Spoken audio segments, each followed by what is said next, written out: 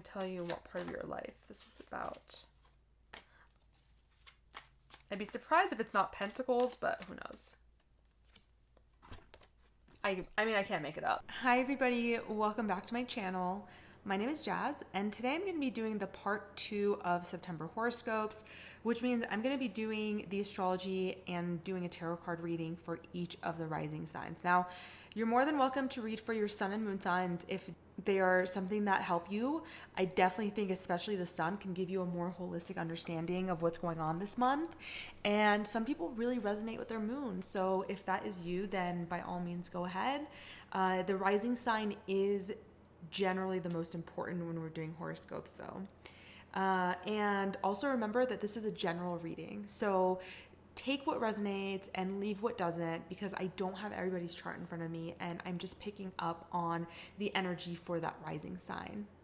All right, so if you haven't already watched the first part of this video, I go into detail about all of the transits that kind of caught my eye for this month of September, and also did a collective tarot reading about what this month is about, so that we can still refer to that when I do the tarot card reading for each rising sign, because I think that collective reading encapsulates the month as a whole for the collective. So yeah, make sure you check that out as well. All right, so without further ado, let's get started for the tarot and astrology readings for each of the rising signs. First up is Aries rising. So Aries, Pluto is going to be moving into your 10th house on September 1st. And that means that Pluto will be finishing out a 16-year cycle in your house of career, legacy, public reputation. So interestingly enough, I pulled first the Eight of Cups for you guys, clarified by the Ace of Pentacles. So I feel like this month for you is really picking up on money and work. And you've got Pluto in the 10th. That's going to stay there till November 19th. And it's the last time in our lifetime that you're going to have Pluto in the 10th house.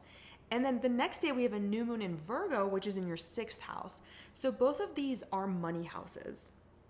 And so I think what the tarot was picking up on and wanting me to talk about with you guys is the fact that it feels like you guys are leaving a situation that hasn't been fulfilling for you for a long time.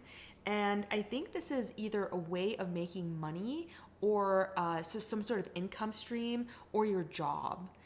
It could also be your values, but I'm really feeling like this is a material thing. So something, a way that you're making money, a way that you are, a place that you are working.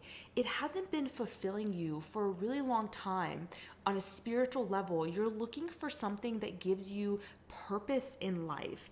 And the thing about the 10th house is that a lot of people say it's about the career, and I will say that too, but the 10th house is really a legacy house, right?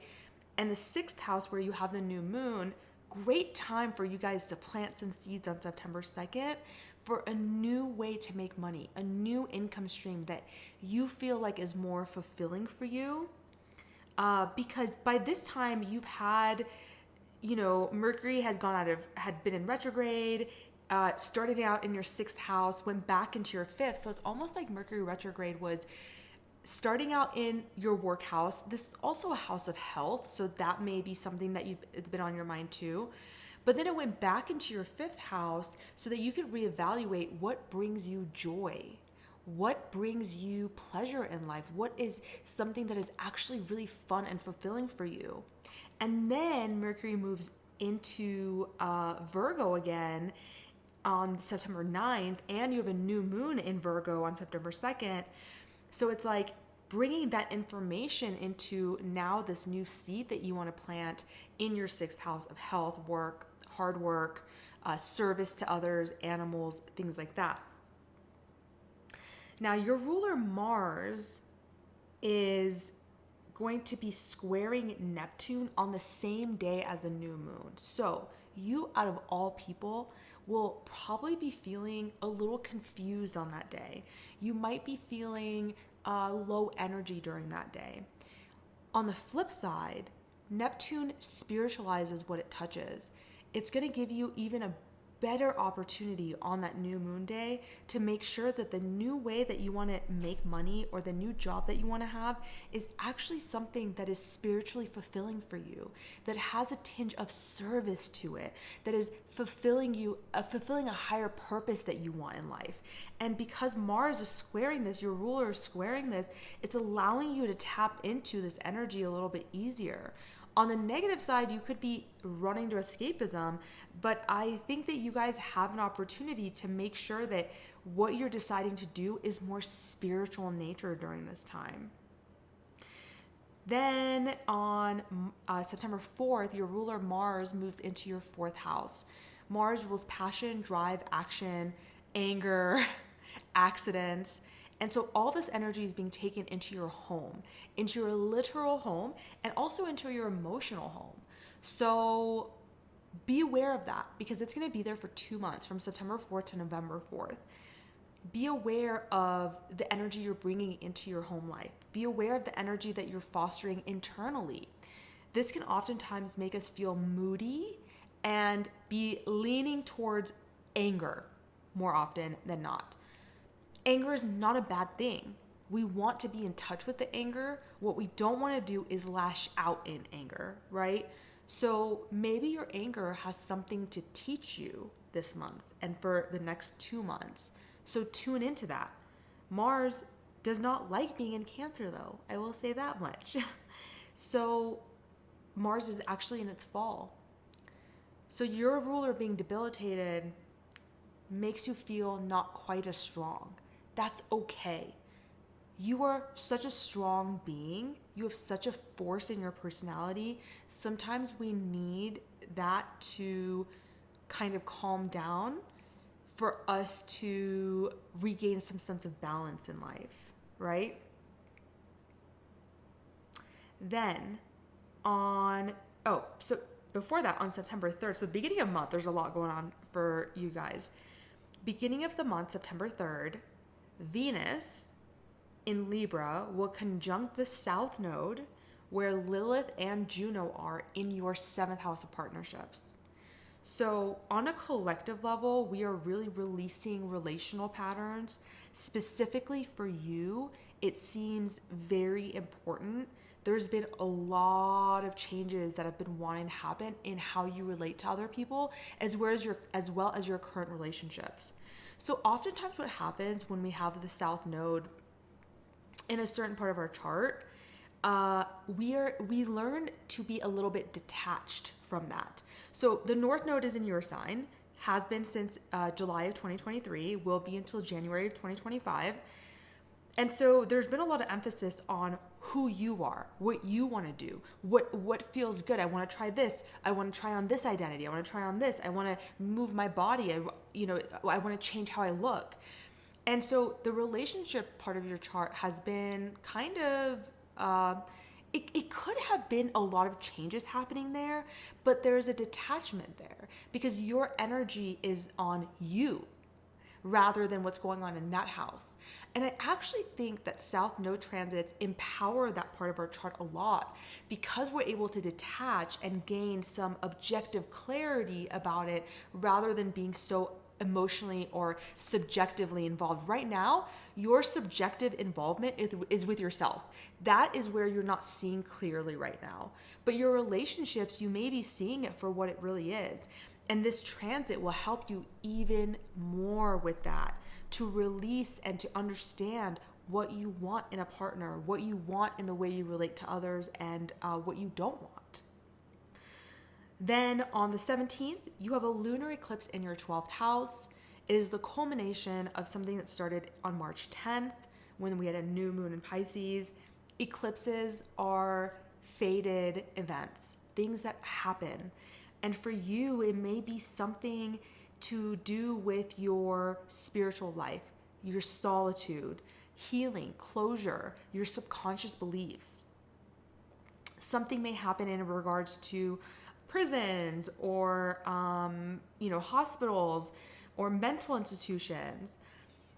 What I could see this as is that you're getting, because the 12th house, I guess, it's your subconscious. So this could be something that comes to you in a dream. But what I can really see something happening here is when we have a lunar eclipse, a culmination, is that maybe in March of this year, there were some stirrings in your subconscious, and now it's coming up to be fully illuminated. I think this is going to have to do with your work. I think you're really on the around the 17th, and remember, eclipses are activated for 6 months, but I would say around the 17th, give or take 2 weeks, I think you're going to get something comes up in your subconscious that brings some sort of clarity about the direction that you want to head in your career, in your job, in your legacy that you want to have in the world. Then on the 22nd, we have the sun moving into your 7th house, highlighting your relationship again, and Venus in the 7th house squaring Pluto in your 10th house. So these are angular houses. Now, I talked about it in my part 1 video that it's interesting that we have 2.5 months of Pluto in Capricorn, and in that time frame, Venus is going to be squaring it. Outdated relational patterns are changing. And for you, this has to do with not just your relationships, but also your career. It's almost like the way that you are relating to the world is changing the way that you want to have your legacy, what kind of career you want to have. And then on the 29th, your ruler Mars will trine Saturn in Cancer. This is such a beautiful energy for your ruler to be in a supportive aspect to Saturn, giving structure, responsibility, duty, and limitations to maybe the things that you are now wanting to build. Recognizing, because the collective energy for this month is decisions, making decisions.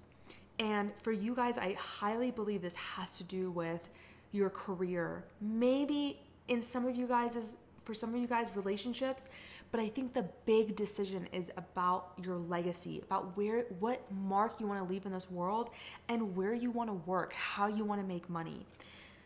Like I said, this is what your tarot card said. There's been a situation that has been deeply unfulfilling for you for a long time, and it's time to leave it. Maybe you'll have a new idea. Maybe you'll get a new job offer. That's very likely during this time. And if it does happen, know that it is trying to push you in a new way. What you're leaving behind, you've probably invested a lot into. So it's hard leaving it. And, but if you're not fulfilled emotionally and spiritually, I think you've gotten to the end of your ropes about that. Now, before I leave you guys with that, I want to pull one more card for your advice, any advice that Aries, Sun and Rising and Moon could use during this time, during September.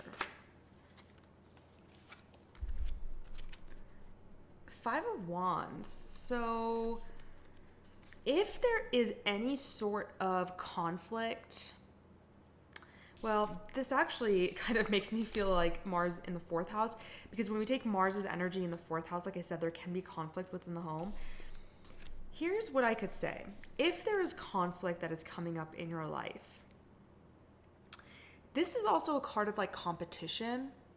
So oftentimes we look at conflict and competition negatively, right? Like, oh, I hate having to deal with this. But maybe you can use it in a positive way to help push you into something new. Maybe the conflict will reveal something about yourself. It kind of going based off what I was saying about Mars in Cancer, Mars being in detriment, Mars being in fall in Cancer, and me feeling like you guys are, your energy may not be like exactly where you love it to be because of this energy. It's kind of like drowning in this emotional water, and you guys don't really love that. But I wonder if like the anger or the conflict that's coming up is trying to teach you something about this. Like when you stay in a place that is not fulfilling you for such a long time, whether that's a job or a relationship or anything else, we tend to feel that come up as anger and look at that as a negative thing. But maybe this anger is trying to tell you something. Like maybe you can use it constructively and use that competition or conflict as a way to channel your energy towards doing the work that you need to do in order to leave this fulfilling position or enter a new, more fulfilling position, or follow up on an idea that you have. Okay? So Aries, sun, rising, and moon, please let me know how that resonates in the comments below. Like and subscribe, and I'll see you guys next time. All right, for my Taurus, rising, sun, and moon, let's talk about your month of September. Now, I already pulled some tarot cards for you guys, and I got the 5 of Wands and the 8 of Pentacles. So this already tells me that you guys are working on honing a craft, mastering a craft. You are invested in learning more about something that you've recently pivoted into. So a lot of times this is like we're doing something different in our work, and in order to do that, we have to learn about this new craft. We have to learn about this new way. And it doesn't mean that you're completely changing what you're doing, although that may be true, but you may just be kind of pivoting into a different way of doing something. So this is very much like giving like apprenticeship. Mastering your craft is what I always think of, is repetitively doing something, learning something, and working on it that is new. And when I see this card, it generally tells me that it's going to pay off, okay? Now this card, 5 of Wands, a little bit more complicated, but let's talk about your astrology first, okay? So beginning of the month, Pluto moves back into Capricorn. Now, this is your 9th house. This is a 15/16-year story that you have been working on since 2008. And this is the last 2 months, 2.5 months till November 19th, that this will be in this part of your chart forever. For the rest of your life, not forever, but of all time, but for the rest of your life, okay? So your belief system, education, wisdom, philosophy, mentors, travel, expansion, consciousness. These are all areas of your life, religion, spirituality, that have been transforming over the last 15 years in a way that is very deep, right? Every part of our chart is transforming and changing and growing, but the changes that happen here have the ability to really, really have an effect on us. So these last 2 months of it is really giving you a chance to tie up loose ends. What have you learned about life? How has your philosophy of life changed since 2008? Where are you bringing more expansion into your life now than you were then? Consciousness, spirituality, things like that.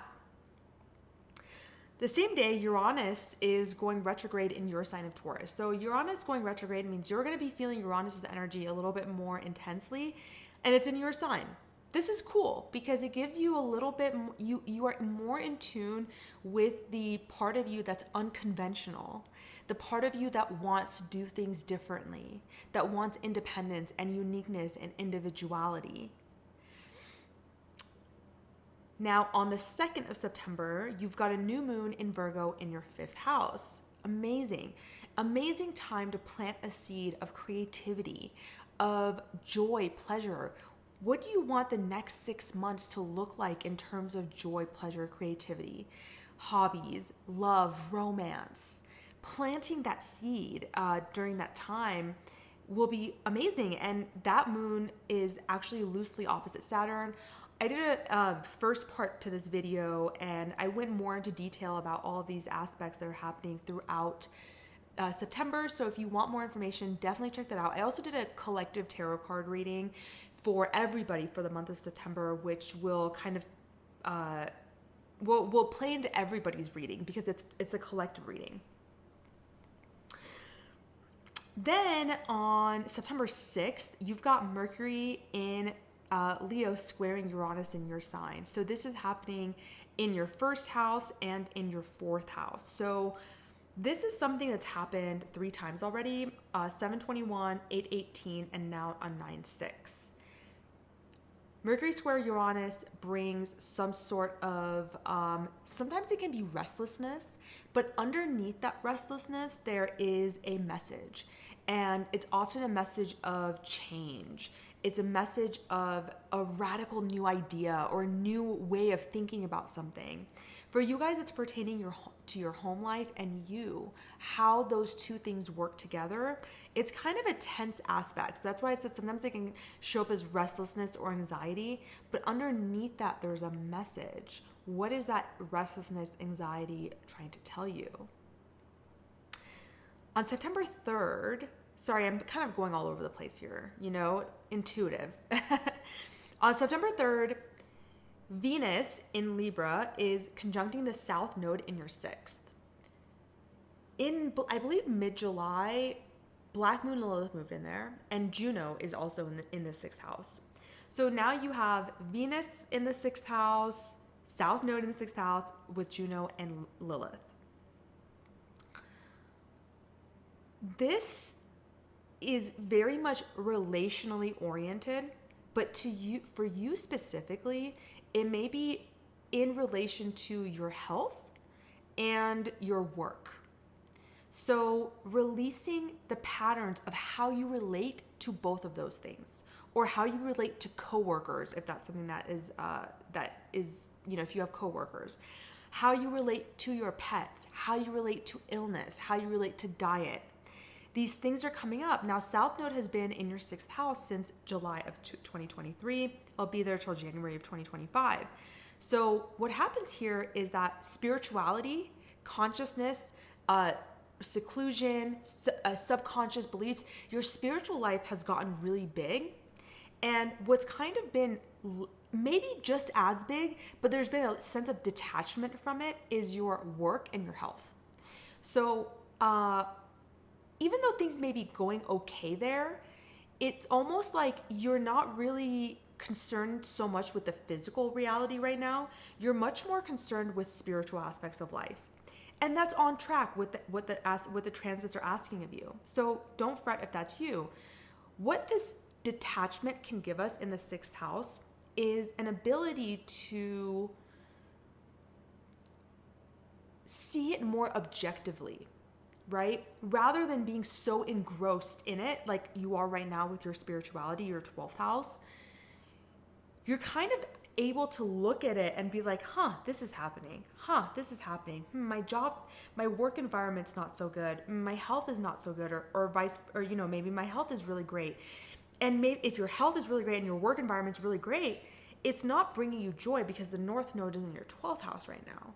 You're just kind of watching it and seeing what's happening there. So the 3rd is going to give you some sort of insight about that, I think. Now, especially because your ruler is Venus. That's why I think it's extra important for you, because it's conjuncting the South Node. And so, I think you're going to have some sort of powerful understanding during that time. Now, on the 14th, 15th, your ruler Venus in Libra, which Venus likes being in Libra, so that's good. Your ruler is in a happy place for most of this month. It's going to be trining Jupiter in Gemini. So once again, you've got Venus is in your 6th, trining Jupiter in your 2nd. So these are both money houses, okay? So there is support for any new changes that you're wanting to make regarding money, work, and health. So when your ruler is trining Jupiter, you're getting a dose of optimism. So if on the 3rd, with all that Venus South Node stuff, you kind of hit a low point in your health or your work or something, on the 14th, 15th, you're going to get a dose of optimism and some support in trying to figure out how we can move through these areas in a better way. Jupiter's in your 2nd house right now until June of next year. Jupiter expands things, right? So your 2nd house being a money house, like there is expansion that's wanting to happen there. And Venus being in your 6th is maybe showing you how your work and your money can work together. So how you can best make money through your job. On the 17th, there will be a lunar eclipse in your 11th house. So eclipses are fated times. Now this is a culmination because it's a full moon eclipse. It's a culmination of any intentions that you set on March 10th in this part of your chart. What did you start around March 10th regarding communities, friends, groups, the internet, hopes and dreams for the future? Where is that at now? Maybe something will be illuminated because as an eclipse, something fated could happen. There could be a redirection. There could be a culmination. So maybe you've been putting effort into that part of your life and now you're going to reap some rewards from that. Or you may recognize at that time that this is not what you wanted and you're going to go in a different direction. So it could be one or the other. Thing with eclipses, like I said, it's pretty faded. We just have to lean back, surrender. Easier said than done. And let things fall how they may. On the 22nd, Sun enters Libra. And then on the same day, your ruler Venus squares Pluto in Capricorn and then moves into the sign of its detriment, Scorpio. And so what's going to happen that day?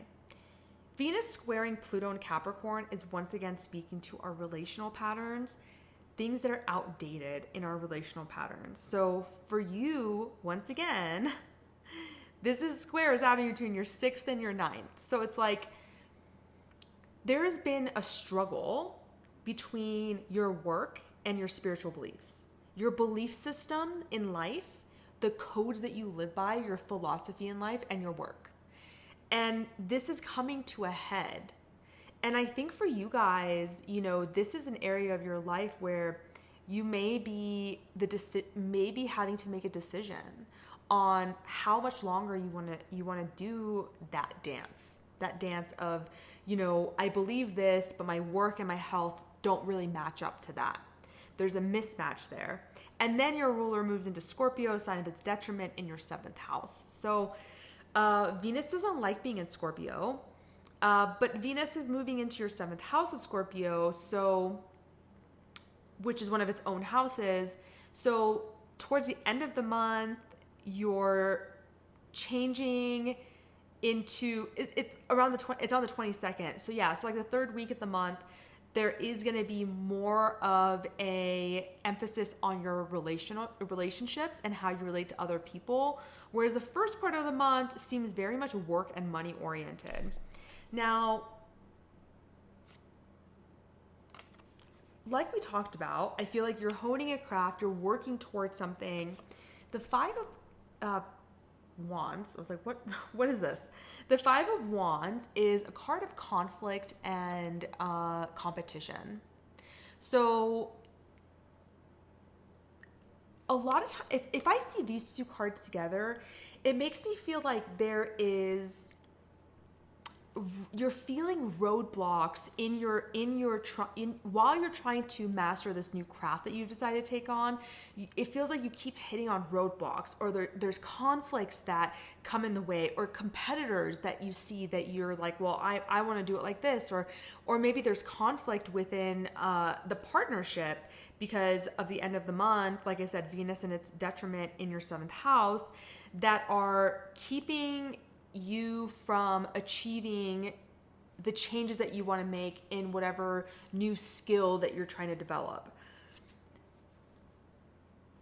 It's interesting because I got this as an advice card for Aries, and generally when a card comes up more than once in these readings, it tells me that it's kind of a keynote of the month. So I feel like this, for a lot of people, has to do with Mars entering Cancer. Mars is going to enter your 3rd house of Cancer on September 4th, but Cancer rules the home, and Mars is passion, aggression, drive, and action. So a lot of people can get kind of moody with this because the moon is moody, and Cancer is ruled by the moon, and we got Mars going in there. So people can become impulsive, acting out on their emotions rather than coming from a place of centeredness. So maybe that energy is entering the home, or is entering your internal home, right? So there's anger coming up within, and that's causing some tension in the whatever you're trying to build right now. It's kind of impeding whatever you're trying to build. So let's see if there's any advice we can give to Taurus, Sun, and Rising, and possibly Moons for the month of September. What is some advice for them?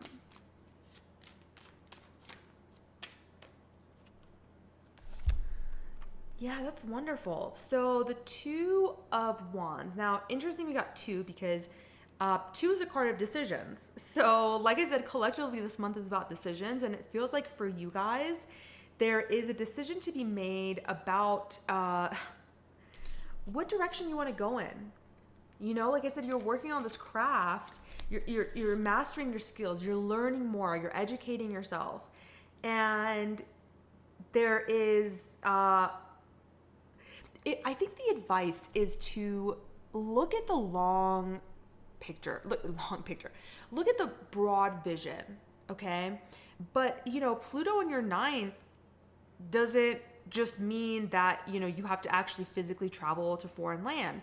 It means that your consciousness is wanting to be open to new experiences. This is a card that tells me like a broad vision. Maintaining a broad vision. All this stuff that's happening, you know, working on your craft, you know, he's got his head down, they're fighting. Remember, this card always reminds me to look up and look out and decide what is the long goal in this? Like, what do I actually want out of what I'm doing in this life? For you guys, like I said, it's like your belief system and your career. What do I actually want out of this? And making a decision. And this is a card that tells me you're in the planning stages of something. The ideas that you've had are not ready to be implemented quite yet. They're still in the planning phases. So focus on what you want in the future. Focus on planning towards that. Make a decision and make plans. And remember to, just keep your mind open. Okay? Let me know how that resonates for you guys. Like and subscribe if you like this content. I'll see you guys next time. All right, so for my Gemini sun and rising, let's talk about your September. Now, already for you guys, you know, as I go through each rising sign, I look at certain things to decide which transits I want to talk about. And for you guys, it's always Mercury because that's your ruler, and it's always doing a lot because Mercury moves really fast. So it makes a lot of aspects and contacts throughout the month. So I'm kind of used to that, which is part of the reason why so much is always happening in Gemini's lives, right? Like that's why our lives are not like boring, because we just have so much going on all the time because our ruler is doing so much. Now our ruler just came out of retrograde, right? On August 28th. It always feels weird when I make these videos ahead of time because I'm like, Mercury's retrograde right now. But when you see this, Mercury is going to be just coming out of retrograde, or maybe, I don't know when I'm posting it. But for September, it will be out of retrograde. And it's going to be in the post-retrograde shadow. But it's doing a lot, okay? Then I look at certain things like what's happening in the angular houses, okay? Lots of stuff happening in your angular houses. You've got Sun and Mercury in your fourth house. You've got Jupiter in your first house. You've got nothing in your seventh house. Interesting. Geminis, how's your relationships going? There could either be nothing happening, which is good or bad, depending on how you look at it. And then your 10th house has Saturn and Neptune there right now. So even when Mercury's not making any transits, there's transits happening with Jupiter, Saturn, Neptune. And so it's like all month is big. So the whole month felt big. So I did a tarot card reading for you guys, and I was like, I would be very surprised if they don't get a major arcana card, because this just feels like a lot of stuff is being activated. And you did. You did get one. So first of all, I pulled the Six of Pentacles, and then I rolled the Death card. Very, very, very fitting, because on the 1st of September, Pluto is re-entering your 8th house for the final time in your life. And the 8th house is a house of death, transformation, literal death, and also figurative death. Pluto's been there since 2008. You know, we got a little break from 2023 with it moving into the 9th house and then moving back into the 8th house. So this is the last time it's going to be in your 8th house for the rest of your life. This is not a fun placement. Pluto in any part of the chart is not fun, okay? What it is powerful. So this month is about decisions. I did a first part to this reading in which I went over the transits in more detail, and I also did a collective tarot card reading. And it felt like this is a month that we have to make some big decisions. So,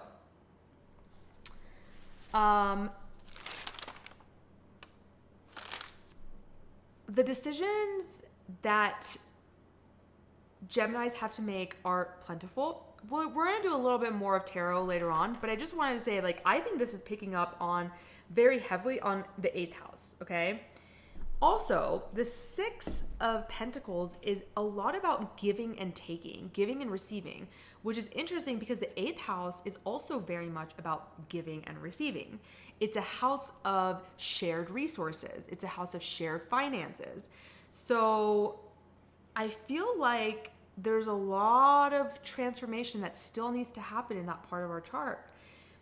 Gemini, especially in relationship, are actually overly giving. I could talk about Gemini forever. You guys know I'm a Gemini sun.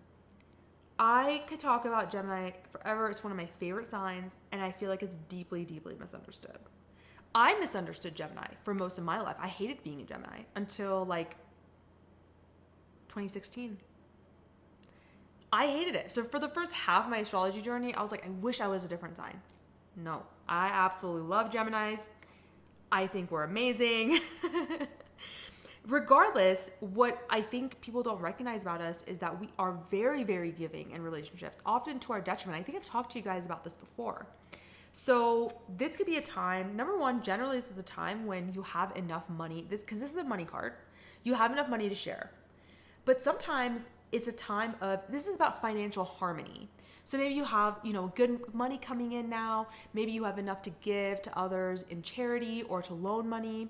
8th house is a debt-related house, shared or money that's not yours. So maybe, you're taking a loan out or someone's giving you money, loaning you money. But because it was clarified by the death card, I feel like it's more speaking on a bigger theme of how you share resources with other people and how you share yourself with other people, okay? We'll come back to that. Let's talk about some of the other transits. So Pluto's going back into your 8th house. On the 2nd, we have a new moon in your 4th house, okay? So in Virgo, this is a beautiful new moon to plant a new seed, to get organized in your 4th house things. So do you want to redecorate your house? Do you want to move? Are there new emotional patterns that you're wanting to work on? Because this is not just your literal home, it's your figurative home, your internal life, your private life. This is a beautiful moon that brings some duty and responsibility to that part of our chart because it loosely opposes Saturn. So using that to our advantage, okay?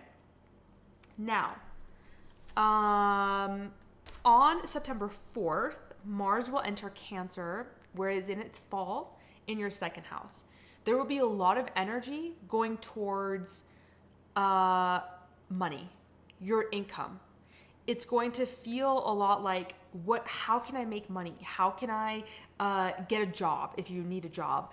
And your 2nd house is also values. So you may be really interested in figuring out what your values are during this time. Mars in Cancer, though, is a very emotionally oriented Mars sign. Mars doesn't love emotions. So beware of the moodiness and making decisions based on your emotions in regards to your finances and jobs, okay? So making sure that we're not acting impulsively in that way and we're thinking things through, because Mars is going to be here for a while. It's going to be here for a little bit longer than usual, until November 4th. On the 6th, we have Mercury in Leo squaring Uranus and Taurus. This is the 3rd time it's happening. It also happened on July 21st, August 18th, and now on September 6th. So this is a square happening between your 12th house and Mercury in Leo, which is in your... I've done a lot of mental things today. Mercury in Leo, which is in your 3rd house. So Uranus in the 12th, bringing up something in the subconscious and it manifesting in the way that you speak to somebody. Around that time, just watch your speech, but also you could say something or you could have a thought that just changes something for you. It clicks something into place for you because it's coming from your subconscious. Uranus is involved in the 12th house. This is the third time it's making this pass though. So it may be like almost like a completion, like it's come up already, but this time it comes up strong. Especially for us, because we're ruled by Mercury, especially if you're Gemini rising, this can feel like anxiety or restlessness as well. The message may be underneath that. We just need to learn to listen and be still, okay? Easier said than done, I know. Now on the 7th, you have Sun in your 4th house opposing Saturn in the 10th. I talk about that more in my part 1, but for you guys, it's some sort of challenge between you wanting to, focus on your home life and your career or your legacy demanding more duty and responsibility for you. On the 9th, Mercury moves into Virgo, your 4th house. Mercury likes being in Virgo, so that's great. On the 15th, we've got Venus in Libra trine Jupiter in Gemini. So we've got Jupiter in your 1st house, and it's trining Libra in your 5th house. So what a beautiful trine for you. It's great for understanding and getting support from your hobbies, from romance and love if you have children. It's like you're feeling in tune with who you are and feeling supported through your activities and hobbies that you like. There's enjoyment, there's pleasure to be had around this day. It's a really nice aspect that's happening. On the 17th, we've got an eclipse in Pisces, which is happening in your 10th house. So what did you begin in your 10th house of career, public reputation, legacy on March 10th that could be culminated on September 17th? Now, because it's an eclipse, there's some fate associated to this, as in something outside of us is happening to us during that time, and we kind of have to be very flexible about what's going on. But, was there a new idea that you had? Was there something new that you began in March that's now coming to its peak? Are you getting illuminated about what you started in March? How is it going? You're getting a chance to reflect on that, and something will show that to you. Is it going the way you wanted? Is there a pivot needed? Is there a redirection needed? On the 22nd, the Sun enters Libra. It moves from your 4th house to your 5th house. So, Virgo season for Geminis is often a time when we are wanting to go deep inside. It's not a very extroverted time for us generally because we've got the Sun in our 4th house in our home. So we're wanting to spend more time home. We're feeling a little bit more introverted. We're wanting to feel cozy. Then it enters Libra, which the Sun doesn't love being in Libra, but for us, it's a fellow air sign and it's going into our 5th house. So from the September 22nd on, you may be feeling more extroverted. You want to have fun. You want to enjoy yourself. And on the same day, Venus in your 5th house squares Pluto in your 8th house. So this tells me that if you are in a relationship, something could be definitely coming up about shared resources and love and your belief that they have to be intertwined in a certain way that's outdated, right? Because Pluto's in Capricorn, and it just so happens that Venus, it happens during a time when Venus is going to square it at the 29th degree. So there's an outdated model in which you are relating in love on a deep level, whether that's financially or emotionally, that's going to come up. Because it's Pluto, there is some power struggles that are happening there. So with your children, or with a loved one, romance, or the way that you express yourself and the way that you bond with a partner. Mercury does a whole bunch of stuff at the end of the month as well. And we've got a Cazimi, so clarity, in Libra, in your 5th house on September 30th. You may get a really great idea during this time about a passion project you want to start. The 5th house rules creativity, children, hobbies, pleasure, entertainment, romance, dating, love, self-expression, and you're getting some sort of idea about that, some sort of clarity around that part of your life, okay? Now, like I said, this month feels like, especially for you guys, it's working on some deep patterns that you guys have held for a really long time that are wanting to transform. The Death card, Pluto in the 8th is, like I said, figurative death, but it's also literal death. So if you have lost people close to you during this last 15, 16 years, it has been deeply transformative for you. It has affected you very, very deeply. People in our lives can die anytime, but depending on what transits are happening, it can affect us in a different way. What this is saying is that there is something that is not quite done transforming. And like I said, for you guys, I think it's about money, how you spend your money, how you give money, how much you receive. Geminis often have a hard time with receiving. It's very interesting. Like deep receiving from another, vulnerability, love, intimacy, right? So let's see, what's an advice that we can give to our Geminis during September? What's advice that we can give to Geminis?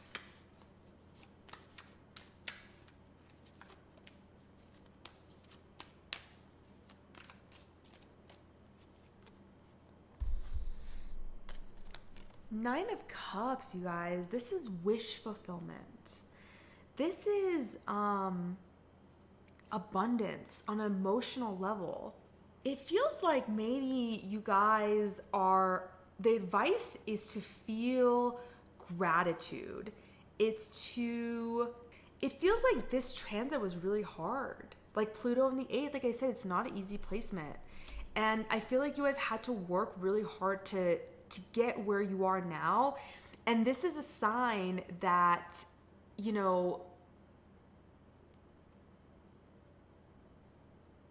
it's a sign that you've gotten to a point where if you actually look at what you've accomplished and where you've gotten, there's a lot to be grateful for.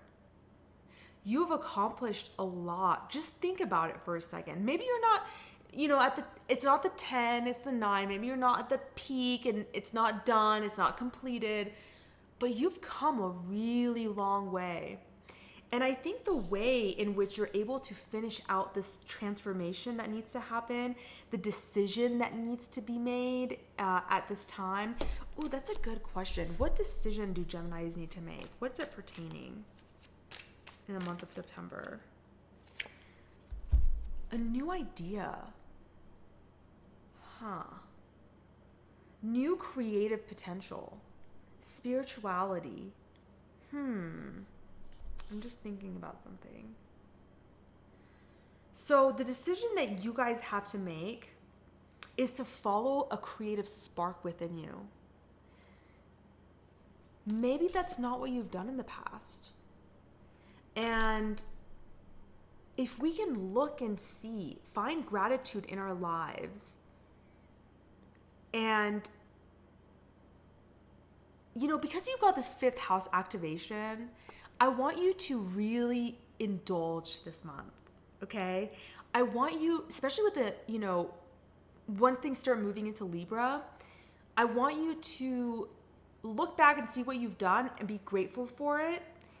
And in that process, I think you're going to feel more like you can follow this intuitive spark within you, this creative potential within you. Because this is also like 5th house things. Like this is about indulging in pleasure and fulfillment and satisfaction. And, the 9 is very much about that. 9 is in general are very much about that.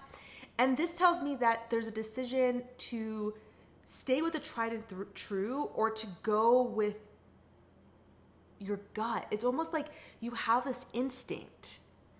And maybe you've been in the past that would scare you and you wouldn't want to do it. But now things are changing. Ooh, I'm excited for you guys. All right, let me know how that resonates for you guys down below. I will see you guys next time. Make sure to like and subscribe if you like this video as well. Hello to my Cancer, Sun, and Rising. Welcome to your all signs portion of the September horoscopes. Now, if you watched my first part of the video, I went over all of the transits that kind of caught my eye for the month of September. And I did a collective tarot card reading. So make sure you listen to that because number one, you'll hear more transits because I probably won't talk about all of them with you.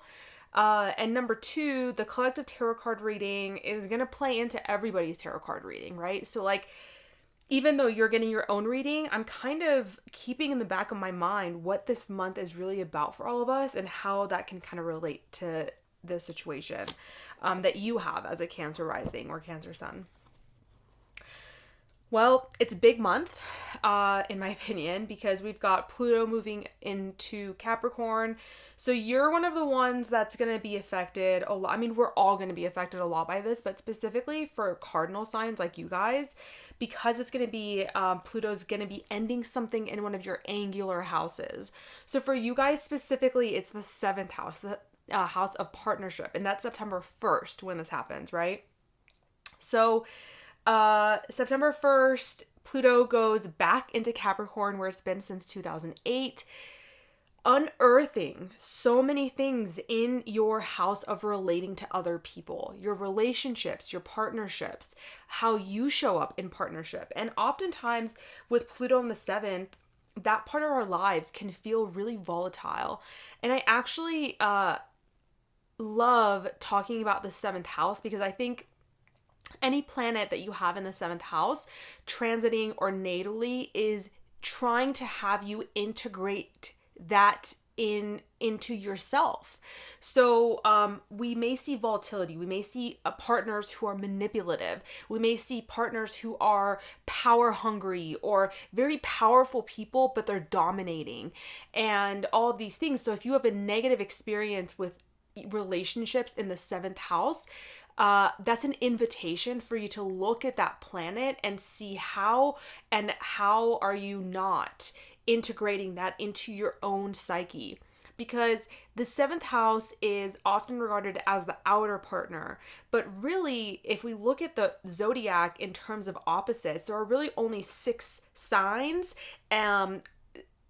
because the oppositions really have to work together. So when you have something in the 7th house that's happening, it's really the inner partner to yourself that you're trying to reconcile through people outside of you. So the 7th house is really important in that way. So Pluto is finishing up a really big part of your life in that way. And I want to do a Pluto and Capricorn video for all signs because I think it just needs a lot more time than I can give it in this video. So then that same day we have Uranus stationing to go retrograde in your 11th house. So specifically for you guys, there's been a lot of changes in your friendship groups in the last several months, and Uranus going retrograde on that day is going to give you a chance to review the changes that you've made. You might have a chance to reconnect with some people if you choose to do so, or just reflect and review on this part of your life. The 11th house is not just friends and groups, it's also just like your hopes and wishes for the future. So how have those things changed? Where would you like them to go in the future? Those are the things that we feel when Uranus goes retrograde. We have a new moon in Virgo on September 2nd, and that is actually in your 3rd house. So a new opportunity to plant some seeds in terms of your 3rd house things. So that's your immediate environment. It's your communication. It's your thoughts. What do you want to see happen in this part of your life for the next 6 months? This is also a house of like learning skills, and actually that kind of comes up a little bit in your tarot card. Your guys' tarot card reading was really interesting. I already did it before we began. And I just want to let you guys know that like for every sign, I'm getting major arcanas, at least one. For some signs, I got multiple major arcanas, which just, if you listen to my first part of the video, I'll have a link down below. You'll see why I feel like this is a big time for people. Like Pluto ending this 16-year era is big. Now, yeah, so what I got for you guys, I just want to say, I'm not going to go super into it, but keep it in the back of your mind, is 5 of Pentacles and 7 Pentacles. I got 5 of Pentacles and 9 of Swords, okay? And then the advice that I got was 7 of Pentacles. I feel like I got this for you guys recently. I'm not sure. And so I asked, what is this advice and everything that you're working towards? What is it leading you towards? And I got a beautiful thing, which is the star, which is ruled by Aquarius, which is the 11th house that we just talked about. So I just want to keep this in the back of my mind and show it to you guys too while we're talking about the transits. And then of course we'll go deeper into the tarot. So new moon in third, time to manifest, like learning a new skill, planting the seeds of learning a new skill, deciding to travel more locally, especially because this is the house of the local environment. You may want to change the relationship you have to your siblings, to your cousins, to your neighbors. What kind of things do you want to plant in your third house? Do you want to change the way that you speak, the way that you think? Do you want to start writing, all those things could be indicated. September 4th, Mars enters your guys' sign, and it stays there a little bit longer than usual. It stays there until November 4th, so it's a 2-month stint there. Mars in the first house, it give you a lot of energy towards what you want to do because it's your first house, how you want to express yourself, how you want to be in the world, your attitude in the world, what you look like, your lens that you see the world through. Mars in the first house can definitely give you a lot of passion and drive to do the things that you want to do. On the flip side of that, it can kind of make it easier for you to, number one, be prone to accidents. So be careful of that. Be prone to anger and mood swings. Collectively, Mars and Cancer. Mars is in its fall in Cancer, right? So it doesn't love being in Cancer because Cancers, we love you guys, but you're ruled by the moon. The moon changes signs every 2.5 days. Therefore, there's a lot of mood fluctuations, right? And so Mars, the warrior for a cause, is now put in a sign that is about emotions and that is constantly changing, going through these fluctuations, and is very emotional. And so, we can really be like warriors for a cause that's really emotional to us, but it can also, because in its fall, bring out some of the more negative sides of Mars, which is anger, inflammation, accidents. Irritability is a big one when Mars is in your first house. You don't have a lot of patience. But like I said, we can choose to harness this energy and fight for a cause that we are emotional about, that we do feel strongly about, okay? Then we have, and actually this might be kind of a welcome change, I just want to say, because Mars has been in your 12th house, and Mars in the 12th house is not... It definitely makes you take a back seat in life. There's a lot of energy and action going towards rejuvenation, rest, solitude, contemplation, grief, closure. Your energy is going towards those things, relaxing, all these things to prepare you for Mars to go into the first house, where the energy and the emphasis and the action is on you and what you want to do, right? So you get to rest and then you get to take action. So that's how beautiful the zodiac works for us now. So on the 17th, there is a lunar eclipse in your 9th house. Now this is kind of going back to the new moon in Pisces that happened in your 9th house on March 10th. What was started then that is coming to a culmination now? Most likely regarding your beliefs, your spirituality, your wisdom. Was there an educational program that is now being completed? The 9th house is higher education. So generally it is like going back to school or something like that. And so that process started in March. 9th house is also is a house of publishing. So if you're working on a book, that could be something that is coming to a peak and a culmination. Now, whenever we have an eclipse, I always say this, and it's just, eclipses happen to us. Okay. So in my opinion, there's no like manifesting it. It's like a full moon supercharged, right? Supercharged full moon. So when we say during full moons, it's like not the best time to take action. It's more of a reflective period, a releasing period possibly. It's even more important with eclipses because the nodes are generally involved. Now in this scenario, the nodes are not really involved, but it's we're going to be starting a new nodal axis in January of 2025, and this is close enough to where it's picking up on that. So this is kind of like what happens at this time is going to give you a preview into what the next 18 months of eclipses in this axis is going to look like, the Pisces Virgo axis. So for you guys, that's your 3rd and 9th house. So, oh yeah, on September 3rd, okay, because you guys have had North Node in your 10th house and the South Node in your 4th house since July of last year. So when the North Node is in your 10th house and the South Node is in 4th house, the North Node is trying to push you into a direction of your true career, of your true legacy, of your true reputation. And so a lot of times that can look like a really fervent desire to find that calling. And a lot of times for people with North Node in a certain part of their house, they may find that that area of their life really flourishes or becomes really busy.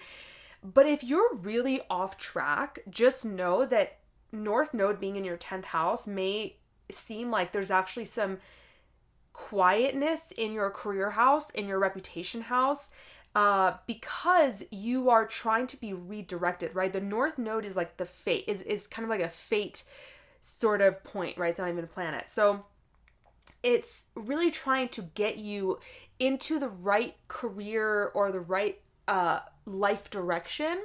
And having the South Node in your 4th house has really been about detachment from the deep emotional inner workings. And the 4th house is your house. Is your house. So this might have been difficult for Cancers since July of 2023 to have the South Node there, because what the South Node does is it creates detachment from a certain part of our life. And the 4th house is like our deep emotional nourishing connections. During this time, even your home life may have actually been great. A lot of times people say that when you have South Node going through a certain part of your chart, it's bad. And then when you have North Node, it's good. And I don't think that's necessarily true, because what the South Node does is it creates detachment. So you may feel like, a lot of Cancer risings especially may have wanted to change things around with their house a lot, because the South Node in the 4th gives you an objective view of like your home life, and there's a sense of unhappiness there. Like, I want to, redecorate this, or I want to move, I want to do these things.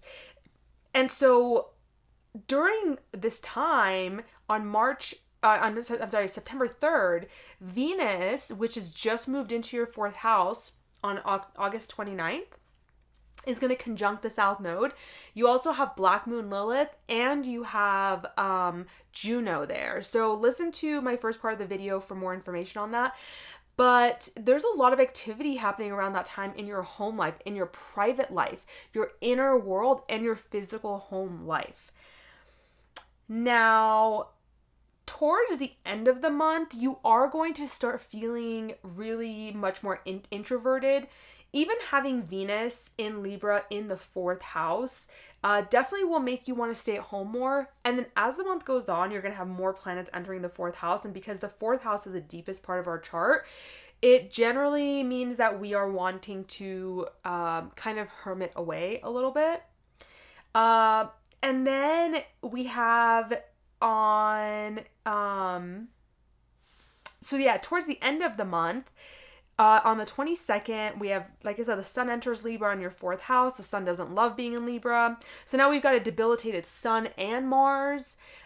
So it's probably why I'm picking up some interesting things with the tarot here. And then on the same day, Venus in your 4th house is squaring that Pluto in your 7th house. So relational power struggles are really coming up around the 22nd for sure. And then Venus moves into your 5th, which when Venus goes into your 5th, it is a little bit, at least that gives some lightness and fun for you. But what I think Venus square Pluto on the 22nd for you guys is really important, because this is the last time Venus in your 4th house will square Pluto in your 7th house in your life. And so I think that it's really going to be bringing up some emotional patterns that you have regarding relationships, that and the control issues that you have within that. it's going to come up for review, and it's going to be this really big push towards growth in that part of your life. Now, getting the Five of Pentacles and the Nine of Swords tells me you guys are in a anxious headspace, okay? There could be money troubles, and that could be keeping you anxious. Like, this is, I'm picking up, there are just some feeling, even if you don't have money issues, it's feeling like lack of abundance, or feeling like scarcity, and you're feeling like nobody's helping you. And there may be some insomnia, like there may be some just being really worried and anxious and fearful of what's happening. Like, if you're in a situation where you don't have a lot of money and you don't feel like you have help, that could very well lead to this, right? So it's almost like, I want to validate that if you guys are feeling like this, or you're feeling like there are money issues or financial issues, like the tarot is telling me, like, that's a real thing, because this is the Pentacles. It's not just in your head. If you listen to the collective tarot reading that I did, I got this card and I talked about how, like, the Nine of Swords, the good thing about it, even though it's like doesn't look like the best card, the good thing about it is that it's generally like us making it in our own heads, right? Like, it's anxiety and fear. But for you guys, it may be like a very real situation. And so when I asked for the advice and I got the Seven of Pentacles, it makes me feel like you guys are in a period, and I feel like you guys have been in this period for a while, where it's like a nesting period. Like, you guys aren't ready to yet embark on a new journey yet, and you're just kind of getting because I don't know, I keep hearing about like Jupiter going into Cancer, and I know that's kind of far away, so I don't want to say that's the thing, but when Jupiter goes into Cancer in June of next year, that's an exaltation, and Jupiter is going to be on your sun. And so I feel like you guys are coming up to like a really big life moment, but you guys are still clearing things out, and you're like in this nesting period. But the cool thing is when I said, what is all this leading you towards? Like I said, it's like faith renewed. This card is a card of hope. It's a card of faith renewed after a difficult time, because it comes after the Tower, and it's a major arcana card. So it's like the Seven of Pentacles. I don't think I really went through this. This is all telling me that, like, okay, there's disappointment, there's anxiety, maybe there's a like lack of money, and you're not really like super happy with the situation you're in, especially on a financial or career front. It seems very material. So finances, resources, it could even be relationships, because you got Pluto moving back into the 7th and all this like 4th house energy, but it's in the material world. So all of those things, your career, finances, relationships, it's not quite where you want it to be. And this is telling me that it's saying, hey, just keep pushing, okay? Because what you're going towards is a complete renewal of faith in the world and hope and wishes. This is the 11th house, and the 11th house is ruled by, it is the gains that we get from career, the money that we get from our career. So it's coming, it's just not quite there yet, okay? So I just need you guys to hold on a little bit longer if you're feeling like things aren't going too hot. If you're Cancer rising specifically, or sun or moon, but really rising, let me know if you guys are if you're feeling this already, because if you're feeling great, I would love to hear that. And even if you're not feeling good, it's okay, right? Like like I said, I feel like you guys are in a nesting period for sure right now. At the end of the month, September 30th, I just want to say too, you guys have Mercury Cazimi in your 4th house, which will probably give you some clarity on what's going on in the home life situation. And around the end of the month too, whatever kind of conversations were being had on the 3rd, when Venus was conjuncting the South Node, Juno and Juno and Lilith in your 4th house, whatever was going on then is going to come back up to be spoken about near the end of the month too. So keep your eyes out for that. All right, Cancers, let me know how that resonates. And really, like in the first part of the video, I talked about how this month is really big on taking back our sense of authority, and also making a decision. There's a big decision that needs to be made during September. And for you guys, it may be in the Pluto in the 7th house, but that's what I picked up in the tarot. In when I did the collective reading was that there's a big decision that needs to be made. So listen to that part if you haven't already, okay? All right, I'll see you guys next time, Cancer. All right, so for my Leo rising and suns, here's the thing, like, you know, I did the tarot card readings beforehand, and I want to show you guys what you guys got for your tarot. Okay. The World, the Sun, Nine of Cups, the Tower, and High Priestess. 4 out of 5 major arcana cards. This is an important month for Leos. Okay. And I'm not sure I would have picked up on it to this degree if it weren't for the tarot, which is why I do it, right? Okay, so this month starts with Pluto going back into your 6th house of Capricorn, where it's been since 2008. So 16 years, we're finishing this up. I'm going to do its own video because it deserves it. Pluto in the 6th, man, that's been real tough for me. I don't know about you guys.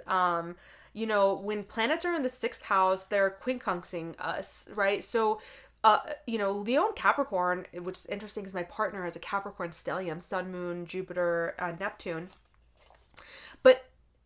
And I'm a Leo rising. But, you know, there's an inherent, like, irritation between the two of those signs because they're very different. They don't share a modality. They don't share an element. Like, it's hard for them to, like, understand each other, right?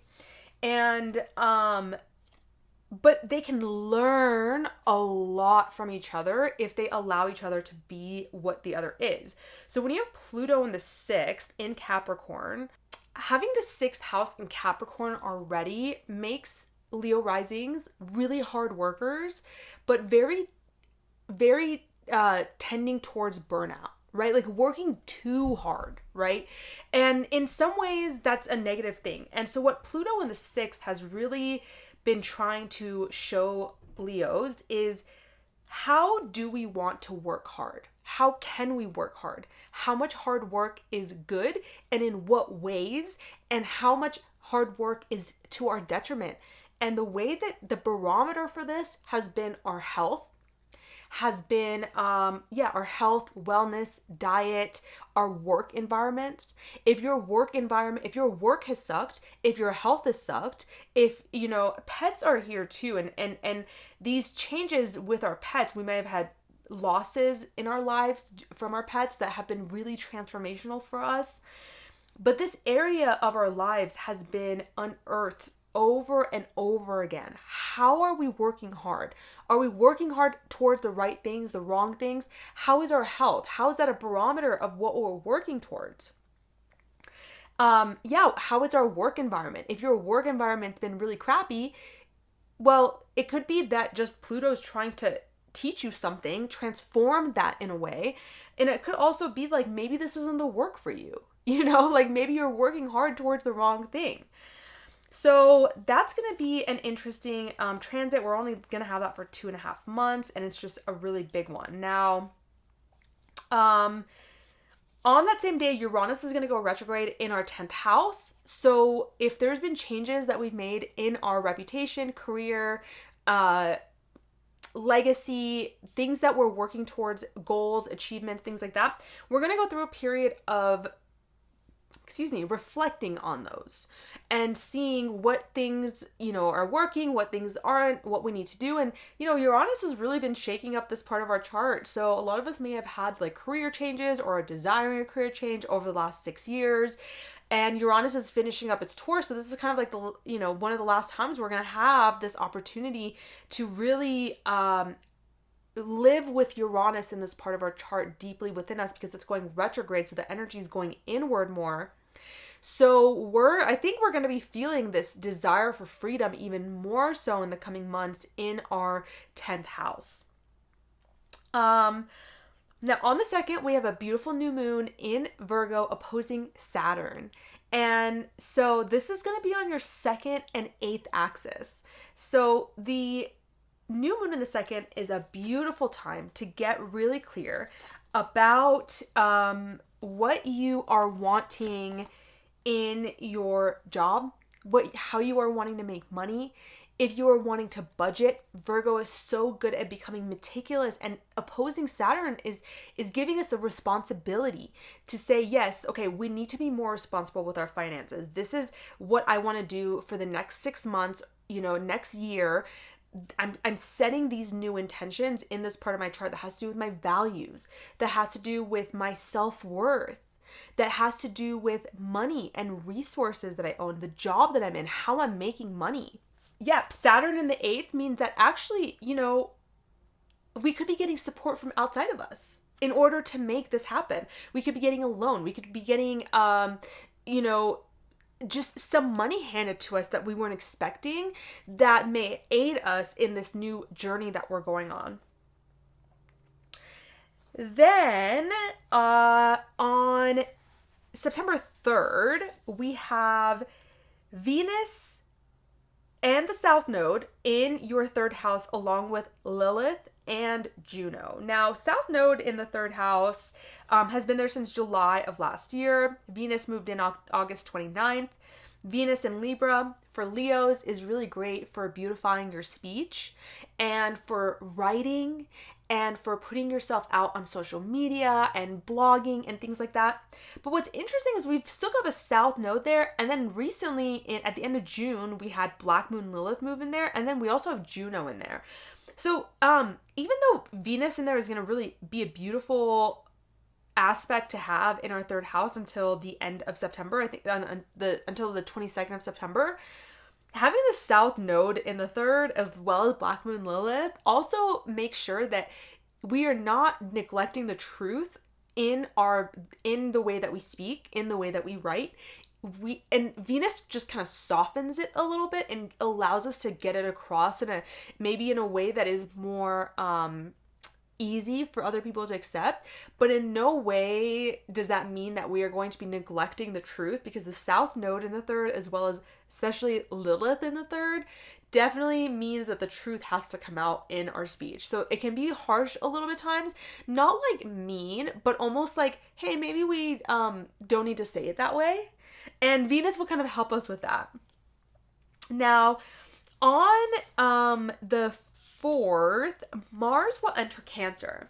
And when Mars enters Cancer, this is very much what I think was picking up, because what I got for this month was the Sun and the High Priestess for you guys. This was like what I got for the month. So I feel like the High Priestess is really picking up on the Mars moving into our 12th house. It's going to be there for 2 months. And so this is a time where our energy goes behind the scenes. And so it feels like we are really taking this time, because now we've got Mars in the 12th and Pluto in the 6th. So this is an axis of like physical work and spiritual work. So we're really putting in the work during September to get to where we want to go. And a lot of that means that it's going to be probably a lot of background work, a lot of energizing ourselves through taking care of our emotions, resting, taking time in solitude. For example, as a Leo rising, I'm going on a silent retreat at the end of the month. Isn't that beautiful? I didn't say, oh, well, Mars is going into my 12th house. It was just what I felt was necessary for this time in my life.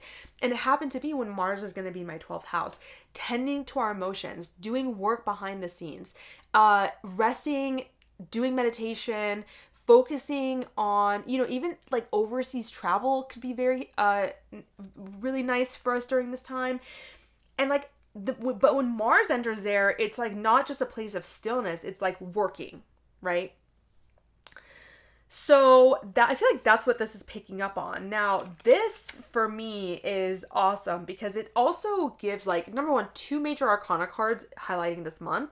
This is success. This is warmth. I feel like maybe this is picking up on the intentions that you're setting with new moon in your 2nd house on the September 2nd, and possibly some other stuff, because later in the month on the 17th, we have a full moon eclipse in the 8th house. So this is picking up on intentions or things that were started on March 10th of this year in our 8th house. So I really feel like maybe like this success is like money coming in that you weren't expecting, that you didn't have to work really hard for. It's not the second house that's going to make us feel successful. It's going to give us vitality.